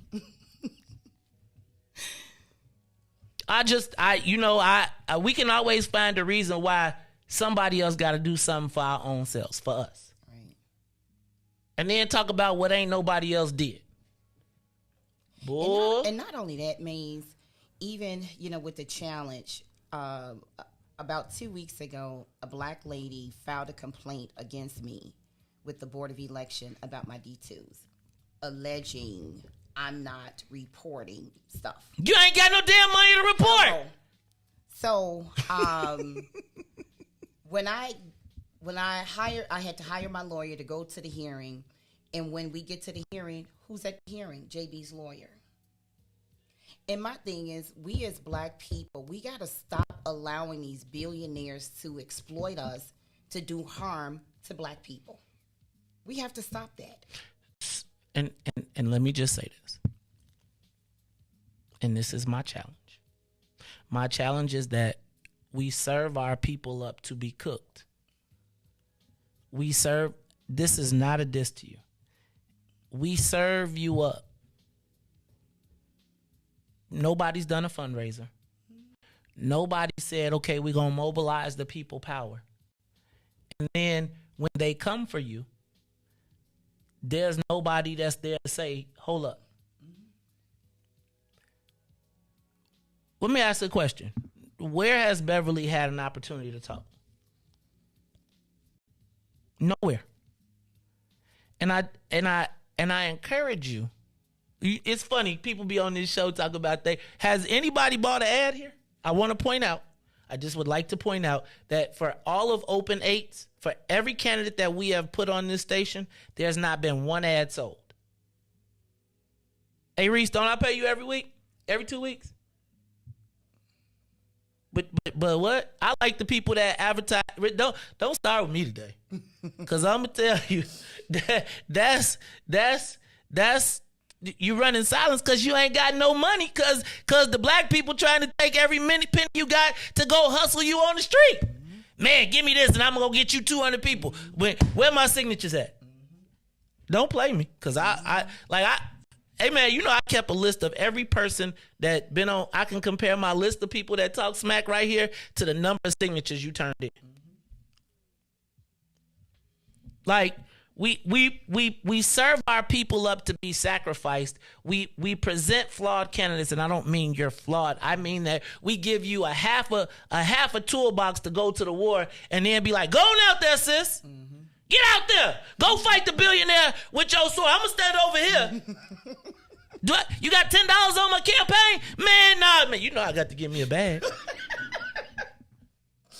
You're right. All right. Hey, Beverly, I'm going to tell you, it is a pleasure to talk to you. Thank you. Y'all, Beverly came to our meeting. It was really an interesting thing. She came to our meeting last week, even though she was not an endorsed candidate. She'd be like, can I speak? Of course you can speak. BP1 is ideally one day going to be the home that, like, sis, we want to give you all, like, I'm not a charlatan. I'm not a political hustler. I ain't charged nobody for nothing that we've done, right? I just want to make sure that you all are prepared and that you have the tools in the toolbox. You don't always got to have the same amount of money, but people got to do you right. And it's like, I feel like people jump on a bandwagon because they want to be anti something. But when are we going to build something forward? Beverly, your experience, I think of you, I think of Zaviola. Zaviola is one of our military people, right? Okay. That is part of BP1 and one of our organizations. But they understand the regimen and how to get stuff done. Mm-hmm. And I would like to invite you after this process is over. I already consider you black people first anyway. That's right. But we would like to have you come be a part of our organization, right? We don't want you to quit being in politics, because I bet there's so many learnings that you've gotten in this process that you'll be able to share with people. And it is these times that are tough, right? And let me tell you, David, you went against Goliath with the apple pies. Yeah. And so what I would try to do in the future is make sure that we at least equip you with as many tools in the toolbox as we have. There is nothing better than a dedicated group of volunteers that believe in a cause. And all you have to do is look at this group chat that I'm on for Black People First and see how people go so hard when they believe in you, when they don't have to be bought. I'd rather go with volunteers than paid people all the time, because the people who volunteer, who in the war with me without me having to pay them, they're not mercenaries. Yeah. Beverly, to you and every black woman that has been the backbone of the Democratic Party, that has been at the forefront, whether it is to defend our country, to defend our home, our rights, or just defend us as black folks, I want to tell you thank you. I want to tell you, I know this has not been an easy path. And I got to tell you, I imagine it's probably a little tougher, because, you know, black folks, it be the black folks along the way that be like, why you doing it? I know. It be the black folks that be like, let me don't you, why you, no, I mean, it be the black people. It be like, why you want to do it? Don't you need to wait your turn? Yeah. So I'm never going to criticize your run. I'm going to say, next time. And I'm going to offer this to everybody out here. Like, I promise you again, I will offer this to everybody. Love me, hate me. Let's do a real assessment. Let's really sit down. Let's think about the pros and cons. Let's make sure that we are utilizing our resources the best, and let's get some wins. Beverly, you can win. Now, I don't know about governor, because it takes a lot of money. But I do believe that your voice will be necessary in government. And I think you got to there's no home base for people. Like, a lot of our people have been dragged off because you see them around a politician or they be in spaces, but who's moving the needle, right?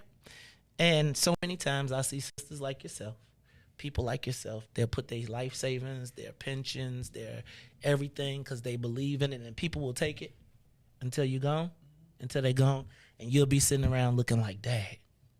So get yourself a political family, right? Get yourself a political family who isn't bound by the binds of cash and economics, but because you all have built a camaraderie around wanting to be black people first.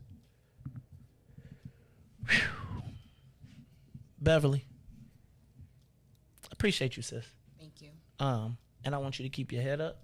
I want you to be, you be outside on Wednesday morning. You find your L stop, and you be shaking hands. And you make sure that people see you outside shaking hands on Wednesday morning, regardless of how it turns out. Because you know, on Wednesday morning, you got a family.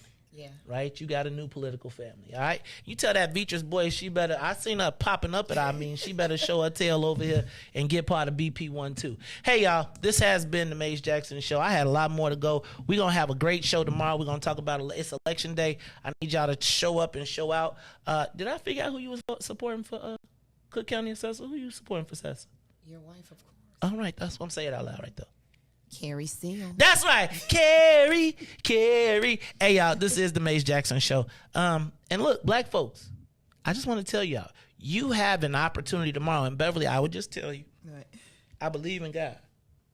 And so let me just tell you, there is a super low turnout. Yeah. And Cook County can flip tomorrow just on black people's voting. Come out tomorrow, make a difference. Let's make some history. Look, for Maze, Riis, and Ruthie, I am the host of the Maze Jackson Show. Thank you, Beverly Miles. Thanks, Max Solomon. Thank you to Monica Gordon. Where every single day we ask the question, what's in it for the black people? And if you don't like it, you can still tell them. Maze said, we out of here. Carrie. We'll be back tomorrow. Peace. My mom would say, Carrie, don't talk about it, be about it. My name is Carrie Steele, and as president of the Water Reclamation District, I lead an agency with $1 billion budget, AAA bond rating. We've increased transparency while we've reduced our reliance on tax dollars. Now, my opponent has been all talk and broken promises.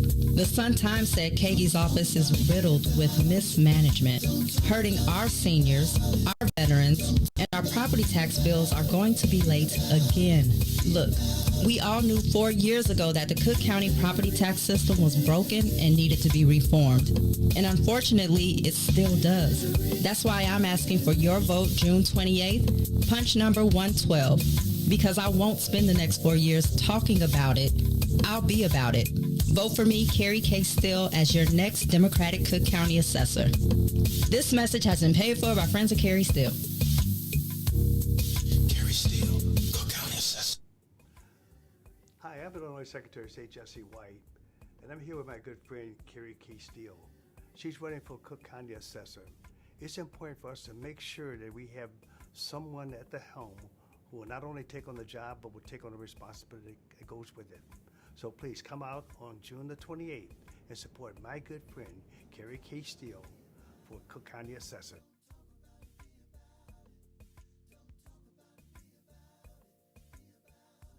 Hi, I'm Carrie Steele, and when I'm your next Cook County assessor, I won't just talk about it.